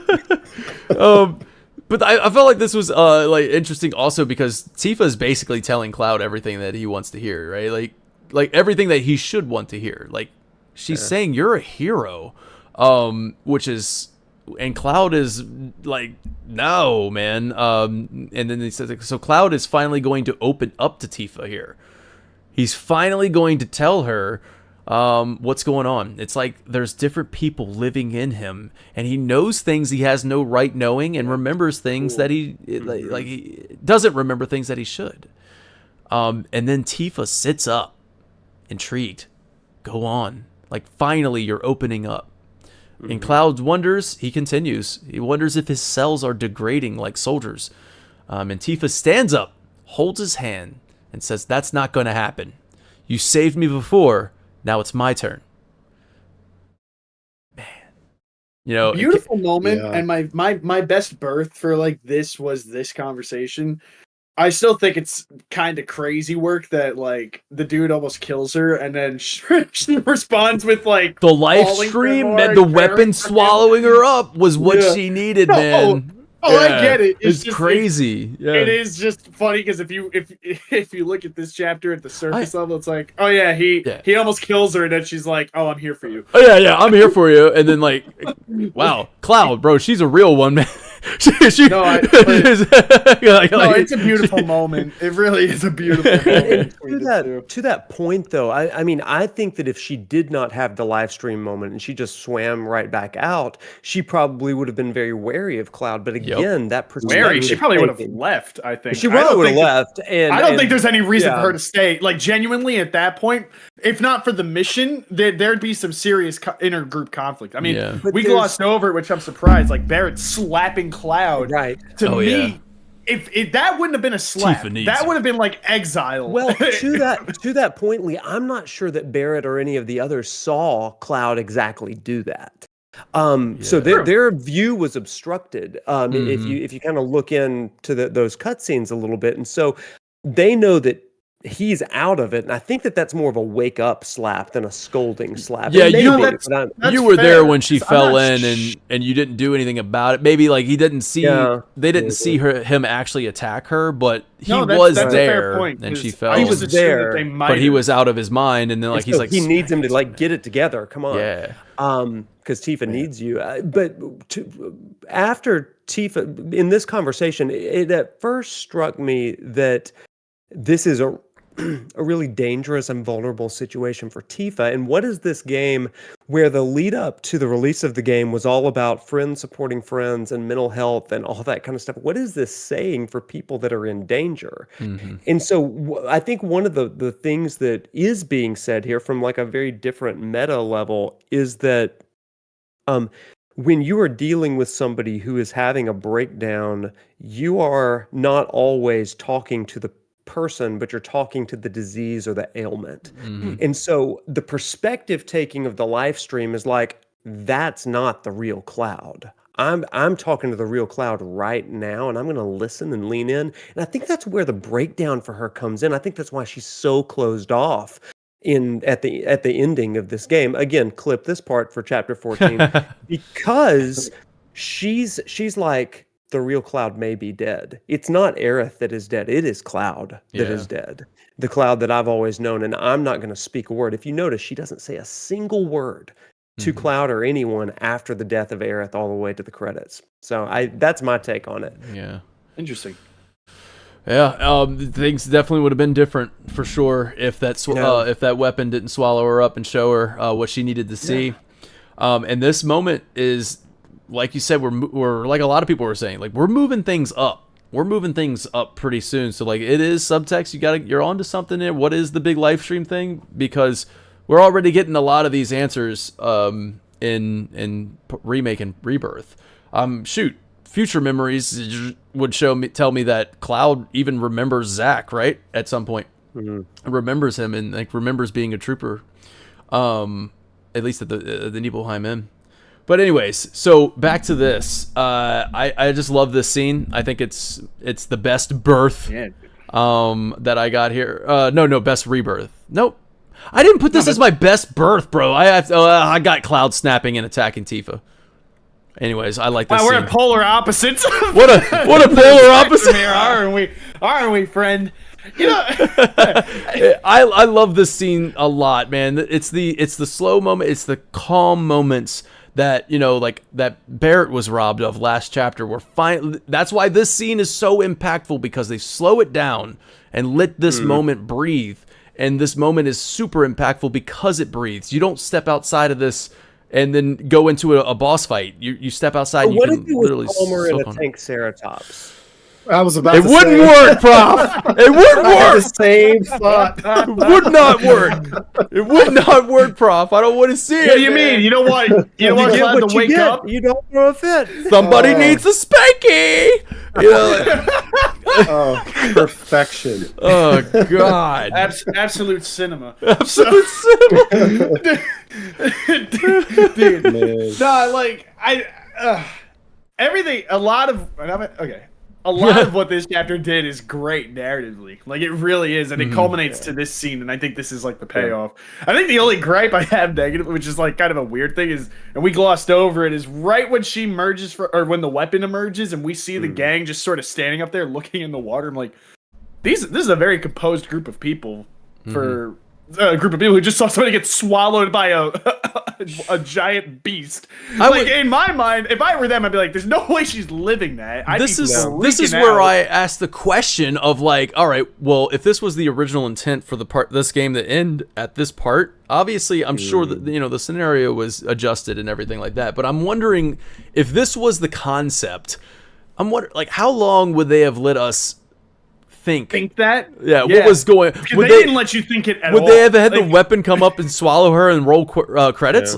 Yeah, like that's why I wonder. Man, I think it would have been a water burial for Tifa. Like, I think that she would be gone and they're mourning and they're remembering her. And so you get the sad scene of everybody mourning the loss of Tifa. Man. And I think part 3 would open, or I guess part 3 of 5 maybe, would open with that live stream. I would absolutely, I'm so happy they didn't do it. I would absolutely despise it, man. It would have been terrible. That would have been infuriating. Run it back. No, don't do that. Don't do that. I mean, that's like my only, and it's just because I feel like, weirdly enough, this is actually one of those chapters that lets you breathe and take the moments in for a lot of it. It's the one thing, though, that kind of perplexes me because they all love Tifa and care about her. So when you see, because, you made the point before, they might not have seen Cloud attack Tifa. Sure, I can buy that. They were a different area. They all saw her get swallowed by the and like they're just standing there on the edge. And I think Yuffie even sounds like almost like bored.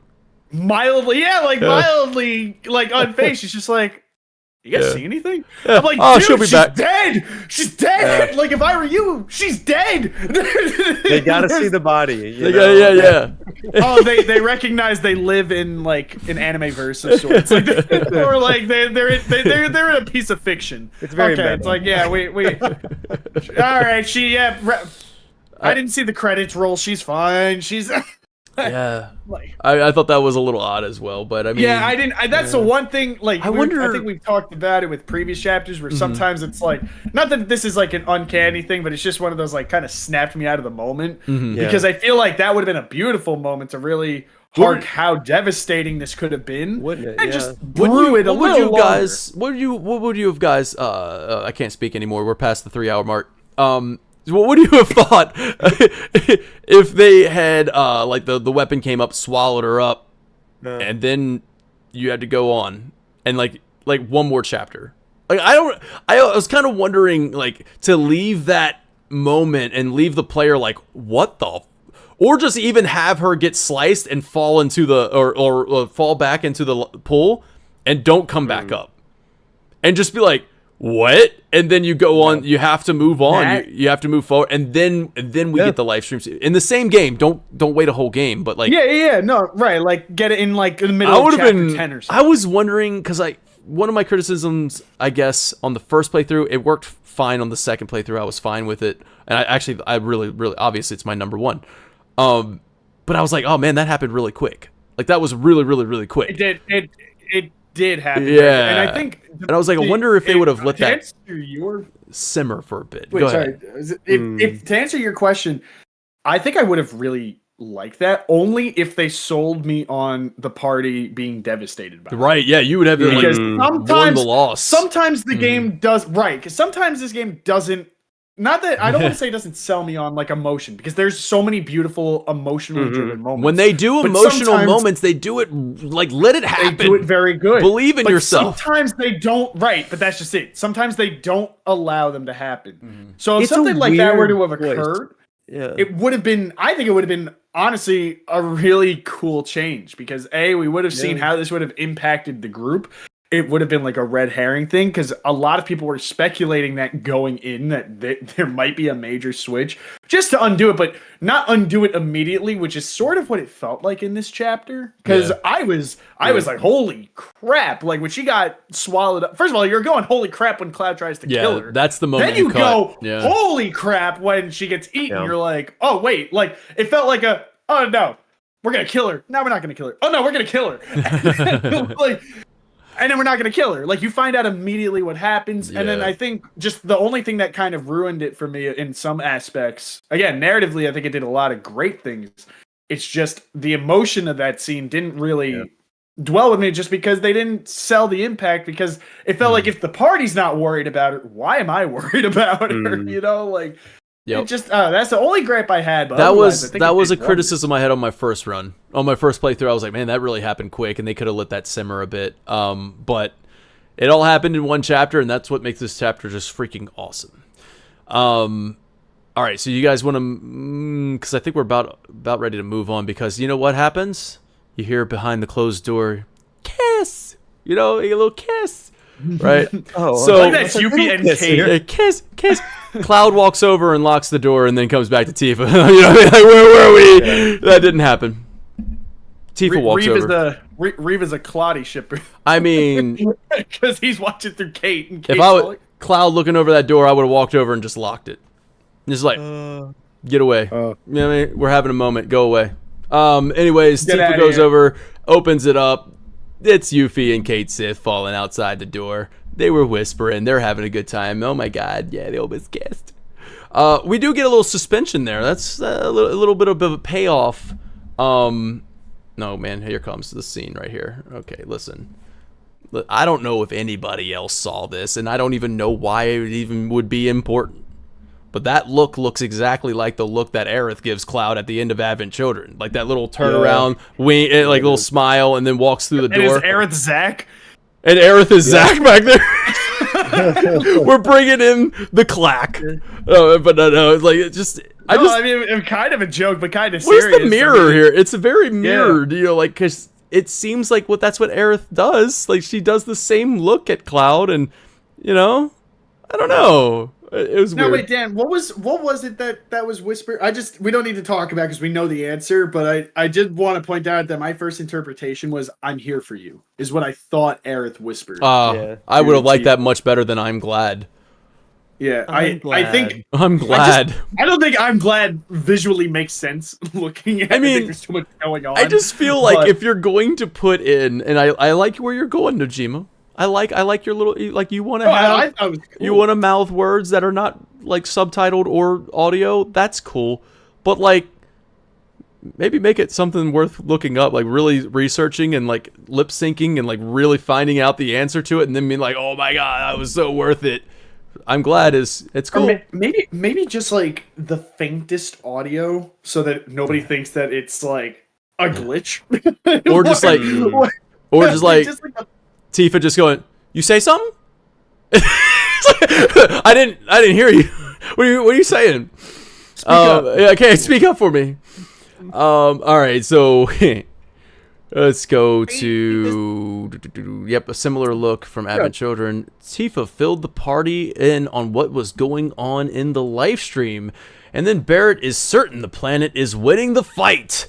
He says that they're the only ones who can stop Sephiroth and save the planet. They need to commit, put their lives on the line.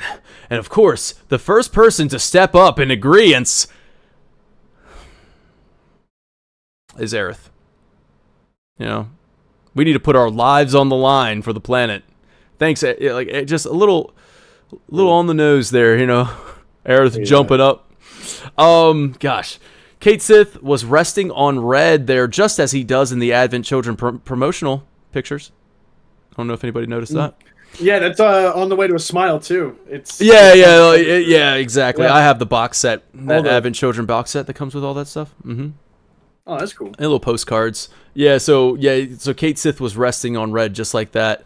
And then Cisne gives them a ticket for a free flight.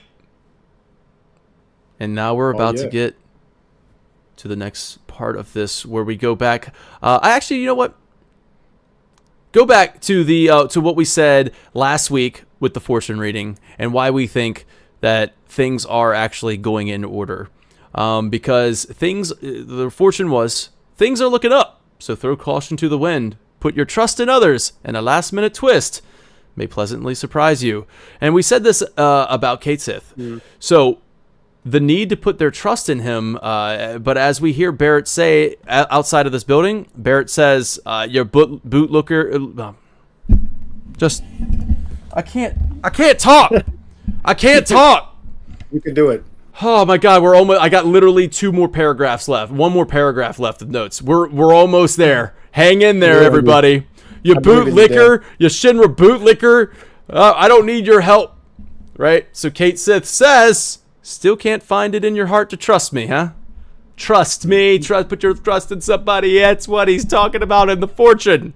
Last minute twist at the Temple of the Ancients. When Cait Sith is going to be there to help. Should have put your trust in him. All right, let's see. And then he says, I thought we made a breakthrough after snuggling up last night. Yeah. I only did that because I thought you were Marlene. Don't make it weird. Don't make it weird, man. That was awesome. All right, so now fast forward to this. At the airport, Yuffie does a come to me airplane. Come to me airplane!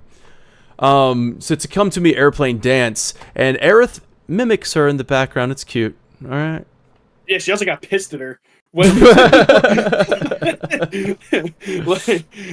had a rough day. So. What have they taught you in school? Yeah. Enough. So wait. Whoa. Wait. This is not really a cook, but it's just something to point out. Oh, we cook. Kind of is no, not really. It's not. Dude, okay. This is just like I'm serving like a nuts from a can. Like it's there's no cook. It's just something I thought of. I'm serving like nuts from a can. It was raw nuts. All right, keep going. Well, just this morning. Dude, it's like a little bag of Lay's. No, I just thought it was cool that earlier in this chapter, Yuffie, earlier when they're at the shrine or the little memorial thing, she's the only one that doesn't seem to grasp what's happening when everybody's like bowing their head, praying, giving respect and remember. And it's most likely a cultural thing. Could be a young thing too, but I took it more as a cultural thing that perhaps Wutai doesn't do these things like in the same way. Like that's not how they memorialize and pay respects. And it's just funny to me because we're looking at that where she's the outcasted one, and she's just like, oh, what's going on? What's this? What's that? Now we're here. And again, this isn't like a major big paralleling moment, but here's now somebody else who's not clued into what's going on, and she's just like, oh, what, you don't know, it's just as funny to me because I feel like she's always outcasted, or she seems to be outcasted. So when she's not outcasted, she likes to rub it in your face a bit. She's like, oh, they don't teach you this stuff? Meanwhile, Yuffie, earlier in this chapter, you didn't know what the hell paying respects was. That seems like a pretty universal thing, but maybe it's a culture thing. So well, it definitely that is. Was cool. They talk about that in Cosmo Canyon, where she's like, we don't really do this kind of thing. Planet, return to the planet, spirit, anything religious. She's like, this is nonsense, which is really interesting because she's seen a lot of death. I mean, Sonon and toward the end, I mean, she's got these moments of grief. So I'm curious to know how they deal with concepts of death and grieving in Wutai. We've got to, right? I mean, we're going to see those things for sure and see how it meshes with this other world of belief and thought. I'm curious what the news of Sonon, how that's going to be brought back too. Because I think nobody knows. Nobody at Wutai would know besides Yuffie. And I also think she didn't go back she definitely didn't go back, but she probably hasn't informed anybody.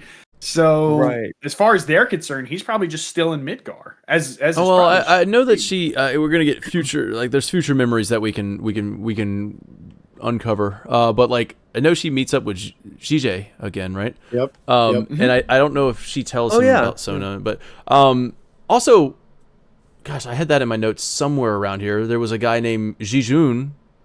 He was a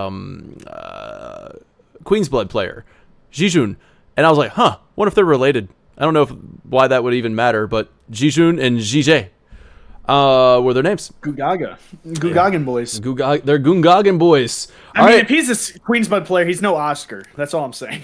Meet Sorry, Cid Highwind. All right, everybody, meet Cid Highwind. This is the introduction that we've been waiting for. Was it everything you wanted it to be? This is just a brief little introduction, though. We're not getting too much from Cid. What do you think? Do you guys like this? I'll chime I in love last, him.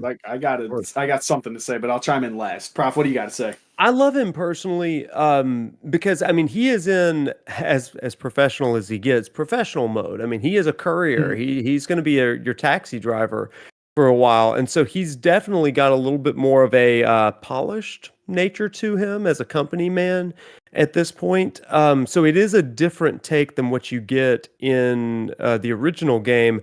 But what it makes me excited for is the potential breakdown that he's going to have when we go to Rocket Town, when he's Oh, yeah. disappointed about space programming. I think that's when we get all of his expletives and some of his more, non-professional Harsher moments. ways, harsher Oh, moments, dude. right? I hope we Yeah. see, like, because I love Cid's my favorite character in all of 7. Cid I is love him. my absolute favorite. And it's not that I want to see him be a misogynist or see him be this like awful person, but it's important to his character that he grows. We see him shape up from somebody who starts off as a really harsh and rocky person, very not the most tolerable guy in the group, but suddenly a leader and someone who you value his place on the team. Yeah. He goes from arguably one of the most important party members by the end because he is the means of travel. He steps up and becomes a leader because Barrett recognizes that, and maybe this is what they're building with the more vulnerable side we're seeing with Barrett in this game, where he's going to reflect on and say, you know what, I'm not cut out for that type of position when it's his time. I mean, I hope he leads the Carell mission. But as far as like being the leader of the group and making all the fine decision making, I still hope that's reserved for Cid.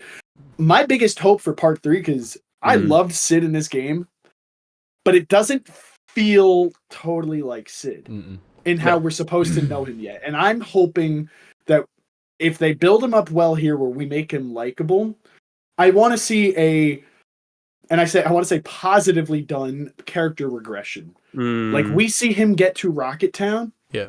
And like he's upset about it, and he's not happy to be there, and he's just like now it's we're seeing we saw him as like he's like I love he does this multiple times where he's just like that boisterous guy that's like good this it's like we all know that guy, the guy who's gonna smack you on the back and all that. He's that guy. He's like cool, lively. You love seeing him, but I hope that when we see him at his home, he's just. I don't like seeing him. I think that you're cooking with that one because, like, with Cid right now, like I said, we're getting a very professional Cid, but we're also getting a Cid that cares. I mean, he's got history with Aerith's mom, and so he's got a tender spot for her. So we have not really seen Cid post the failure of caring for Aerith's mom's daughter, right? What is her name?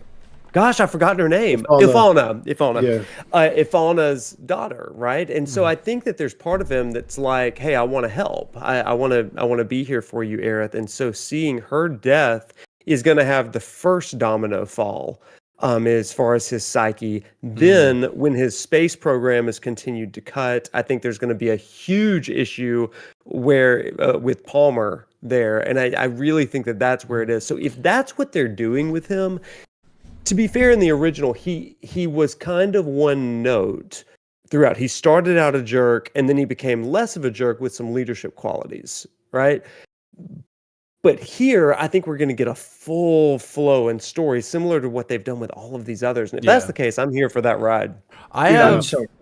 I don't really have any doubt that the character writing in this game has been phenomenal for the main party. Like the main party has had like incredible writing. I am a little bit after last week, after the last chapter with Dine, feeling like okay, they're softening this game quite a bit, and I'm like, all right, I feel like they're gonna soften Cid in a way, but I do like where you came into this saying that, hey, this is professional Cid. This is Cid with his free flyer business here, Bronco Flights or whatever.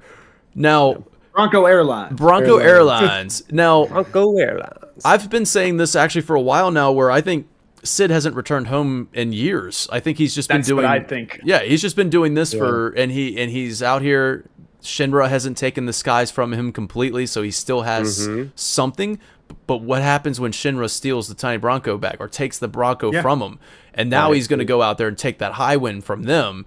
But like, I think, and then you're going to eventually have to go back to Rocket Town. You have to return to Rocket Town, and Cid has to go there, and that's when he's going to face his past. That's when he's going to face his true This burdens. is what I think personally. Just a real quick thing with him. I like this professional side that we're seeing. If it only remains that, I hope to God it's not a softening of his character, because I think that goes against everything that character really needs. Agreed. He needs to be, for lack of it, he needs to be a dickhead. Hey, make us like him, and then turn out to find out like, oh my God, this guy's not cool. Right, You know, that's not cool. Like make me hate him for a time, and then what would be really fascinating is we see him as a likable person when we don't actually play with him. Like he's a tool. Then give me him when I hate him, and it's like, oh, you're a piece of garbage, and but like now I have to get attached to him, and I have to kind of work around these negative traits and help build him up to be somebody likable. What I'm hoping though is, like, the way I see this playing out, this is just like my own personal like thought on it, is the start of the next game, he's had to repair this thing multiple times, the Bronco. Mm-hmm. This thing needs a major overhaul. And that's what's going to drive us back to Rocket Town. It's like, and he's not going to be happy about it. Mm-hmm. He's going to, like, you're going to be like flying, maybe the snowboarding scene will happen or whatever. Like, we go to the mountains. Then after that, maybe it's a bad blizzard or something. And he's just like, taking too much damage. We got to go back. And he like looks at his options, and the best option is Rocket Town. Mm-hmm. And maybe that'll be the start of, like, we'll see something like pretty much a jovial guy up to this point. We're going to see him perhaps be a little, get like on edge, and he's not as jovial and enjoyable to be around. Then we get there and he pieces out. He's like, if you need me, I'll be at my house. And it's like, he goes to his house. Then you get the shut up, drink your goddamn, like, he just snaps, like, not snaps, but totally turns. Yeah. Because snapping's different, but like, he turns. Like, it's like the guy we were just so giddy buddy to be with around. Now we go to his house and he's just like, oh, he's treating his assistant like, I think that makes really I think it makes it like, I mean, thinking about it, talking about it out loud like this, I think that does make it impactful, like, to make you kind of like the guy, and then all of a sudden, whoa, this guy is completely like, something's happening Unhinged. here. Make him pop. That's how we know. We'll see him at his house, and what's he smoking? A little cigarette? Oh no. I mean, I don't know if they're bringing him. Oh no. I don't know. I think they've. It's got me worried a little bit that they soften this up a little bit. Let him bring out his jewel. But also, I trust the. He brings out a jewel. I'm gonna lose it. No stuff. Oh my gosh! I can't even finish this. I just thinking about that. Because, like, I think about his dynamite attack. It's one of his most iconic attacks. Like, how the hell does that work? He doesn't have a cigarette. Maybe it's a synergy attack. Maybe he'll light it on the Naki's tail and then chuck the dynamite. That's cool. I don't know, something like peer that. pressures Yuffie into vaping. No, she would peer pressure him. He's just like, man, I wish. Actually, that's how he starts. He's like, man, I wish I had a cigarette. She's like, here, take my geek bar. Here's what kind of materia is that? Let me show you. And believe it or not, a new addiction for you. Wow. I haven't heard from Excalibur in a while. Wow. I'm processing. Also, Lee and I talked about all this stuff about a month ago, so I'm hearing we had him a private conversation. Regurgitate it. And what's interesting is that a lot of stuff that Prof said was what I said to Lee, and so you guys perfectly represented that conversation. So I'm just like getting a playback of it. So. No, I'm super excited. This was almost my best birth off the merit that, again, Cid's my favorite character. Yeah. I love Cid. The only reason it didn't make, the Tifa and Cloud conversation's beautiful, and of course it's a fantastic moment, so it's kind of hard not to appreciate that. But also, I am optimistically skeptical. If they're doing this in a way where we're building him up only to kind of rip the carpet and make him a jerk, then I think this is masterful.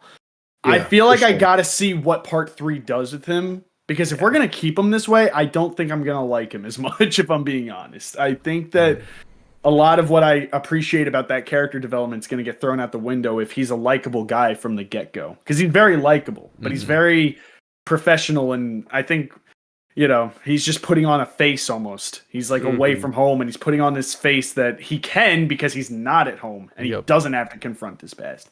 But anyway, that's for another time. We have plenty more time to talk about Cid. Believe it or not, this chapter's not done yet.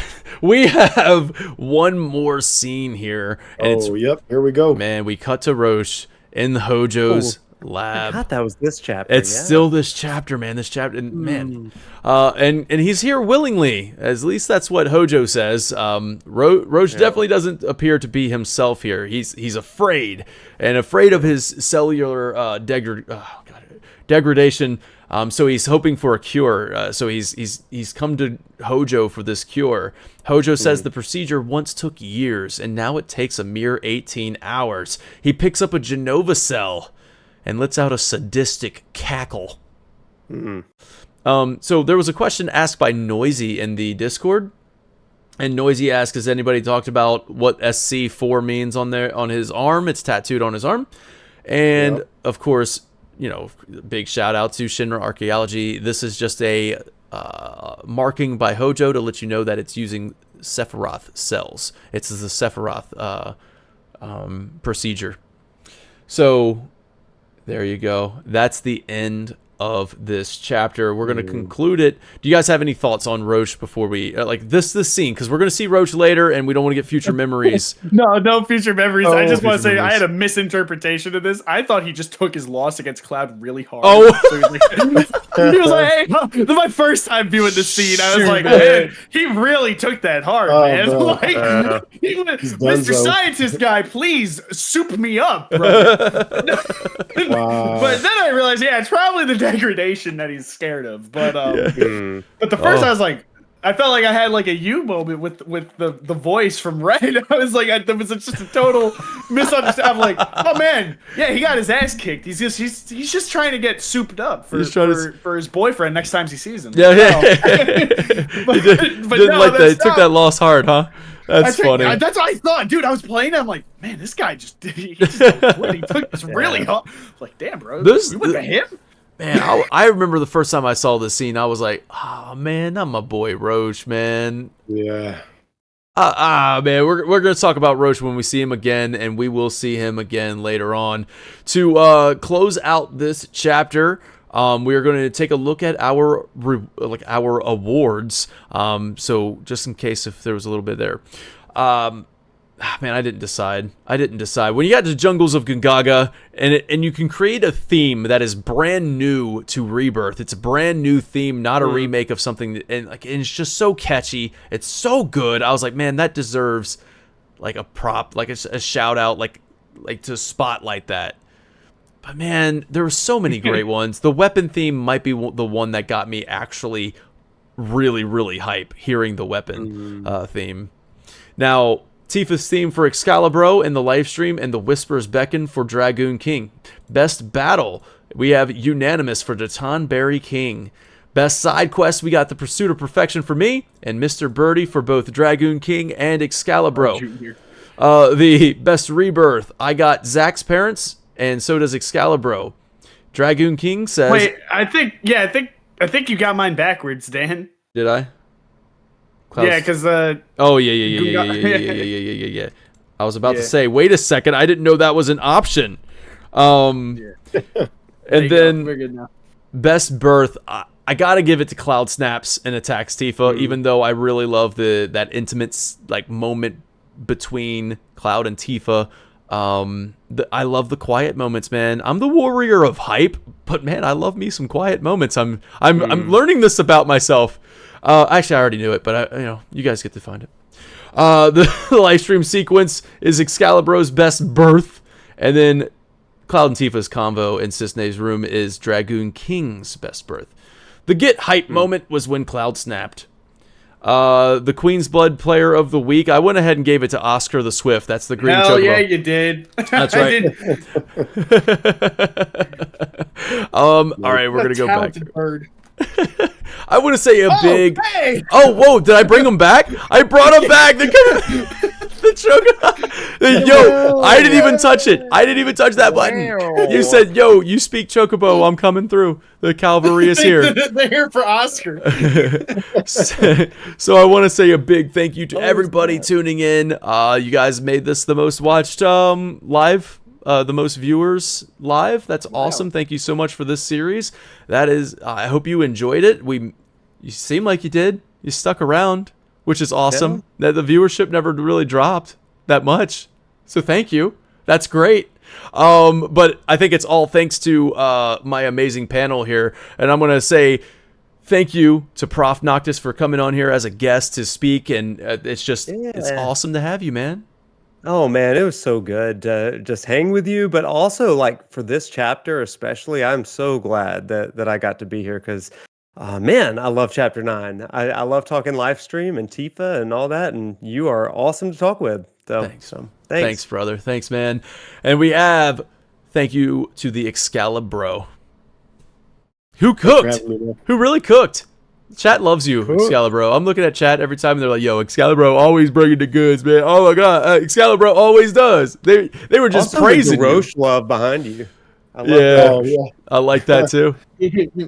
I love the pose that he's got, like the wheelie popping over and Cloud's like dodging underneath it almost. Yeah. So good.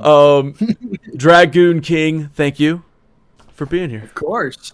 You know, I can't wait till, because we've talked about this and I hope we do it. I want to reassess everything at the end because I think these conversations bring a lot of weight to how I initially interpret a chapter versus how I go away thinking about it. Yeah. And I because agree with that. you mentioned it's our most viewed live stream. I'm like, oh wow, and it's the one where I have the outlying perception that's it's like, why couldn't chapter 5 be the most I love it's my number 1. I like that we're locking in our rankings. But I think it'd be cool if at the end we could maybe have our rankings by the end of the series. Listen, and compare it. I was thinking about this. I don't know if I talked to Excalibro separately or not, but like I was talking about or thinking about like I want all of us to be like confident and happy with our rankings. Although I was like, yo, you lock it in, it's locked in. You know, that makes it more exciting. I kind of like the lock-in. I like the lock-in. I do love the lock-in, but I'm also kind of like, man, I want you to look back at your ranking and go, yeah, that I stand by that. So I might do something there. Now Afterbirth. Ooh, real quick. I didn't do this, but I will be able to before you guys all leave. I think here we go. The final fan rank put it at number 1. There you go. This is the most votes that we've gotten in this. So this is the most definitive ranking here. So thank you guys. Please return back and fill out the chapter 10 survey and keep this going because we had over 50 responses. So that's great. So thank you so much for that. And this is how it all stacked up with the points values. So the fan voted. There you go. So by a large margin there, Planet Stirs beats that. Yeah. And then one more look at the rankings that we have. Scroll past. No, I still don't think it's my number 1, but I do think that. Oh my god, the cavalry, my friends. No, but I don't think. Listen, I'll say this. I think that my opinion on it did go up a lot by talking about it. It was never narrative issues. I think I'm going into this thinking about how much fun I had with my initial playthrough. This chapter I felt like was because I think I wanted to say this quick because I brought it up earlier that there was a reason why I think I ranked this one lower. And it was that I got what I called Gongaga fatigue. By this point of the game, I was doing best Gaga ever. Like the shirt reveal at the end. The shirt reveal at the very end. Best Gaga ever. Chat, you got to realize I played all the side, and this is my fault. I did all the side content in each chapter before moving on. Mm-hmm. So by this point, I went to the area with the most complex navigation system. Mm-hmm. And I was just like, man, I don't want to like get me out. But the story was awesome. You sound like a Gongaga hater. Oh, you sound like a Gongaga hater. Dude, it's in the middle of my ranking, okay? Like, I want to say a big thank you to everyone who showed up. Thank you so much happy. for being here. Thank you so much for watching. And we are going to close this show out right here. Thank you. Take care now. Bye-bye then. Later. Oh, no, you are... What? I don't know the lyrics. Huh? I rehearsed this a bunch of times. Let's go back. Nailing it. Oh, no, where do you go now? You got lost in Gongaga. This region is freaking awesome. You Are we still just live? suck at video games. Are we still alive? Or are you singing? Are you serenading me? That's just for us. Just for you, man. This is for you. Dude, I just it's funny. I like the lock-in. I do. I think that it'll be cool to see how things get reinterpreted by the end. That's all. Dude, I can't tell.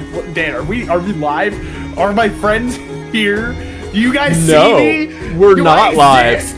Man, no, the chat's telling me otherwise. We're not live. Dude, what if I wanted to start saying? What did you think about that East Blue Drew guy, huh? Oh my god, that guy in the chat. Wow. It's crazy. Dude, After hours coming in hot. After hour. Okay, yeah. So here's where I talk about how much I actually hate this game. Okay, Oh. Actually, this is the worst game I've ever. Yeah, Veto. Cut me out, There you go. Derek. God, Yeah, that really Veto. sucked. Yeah.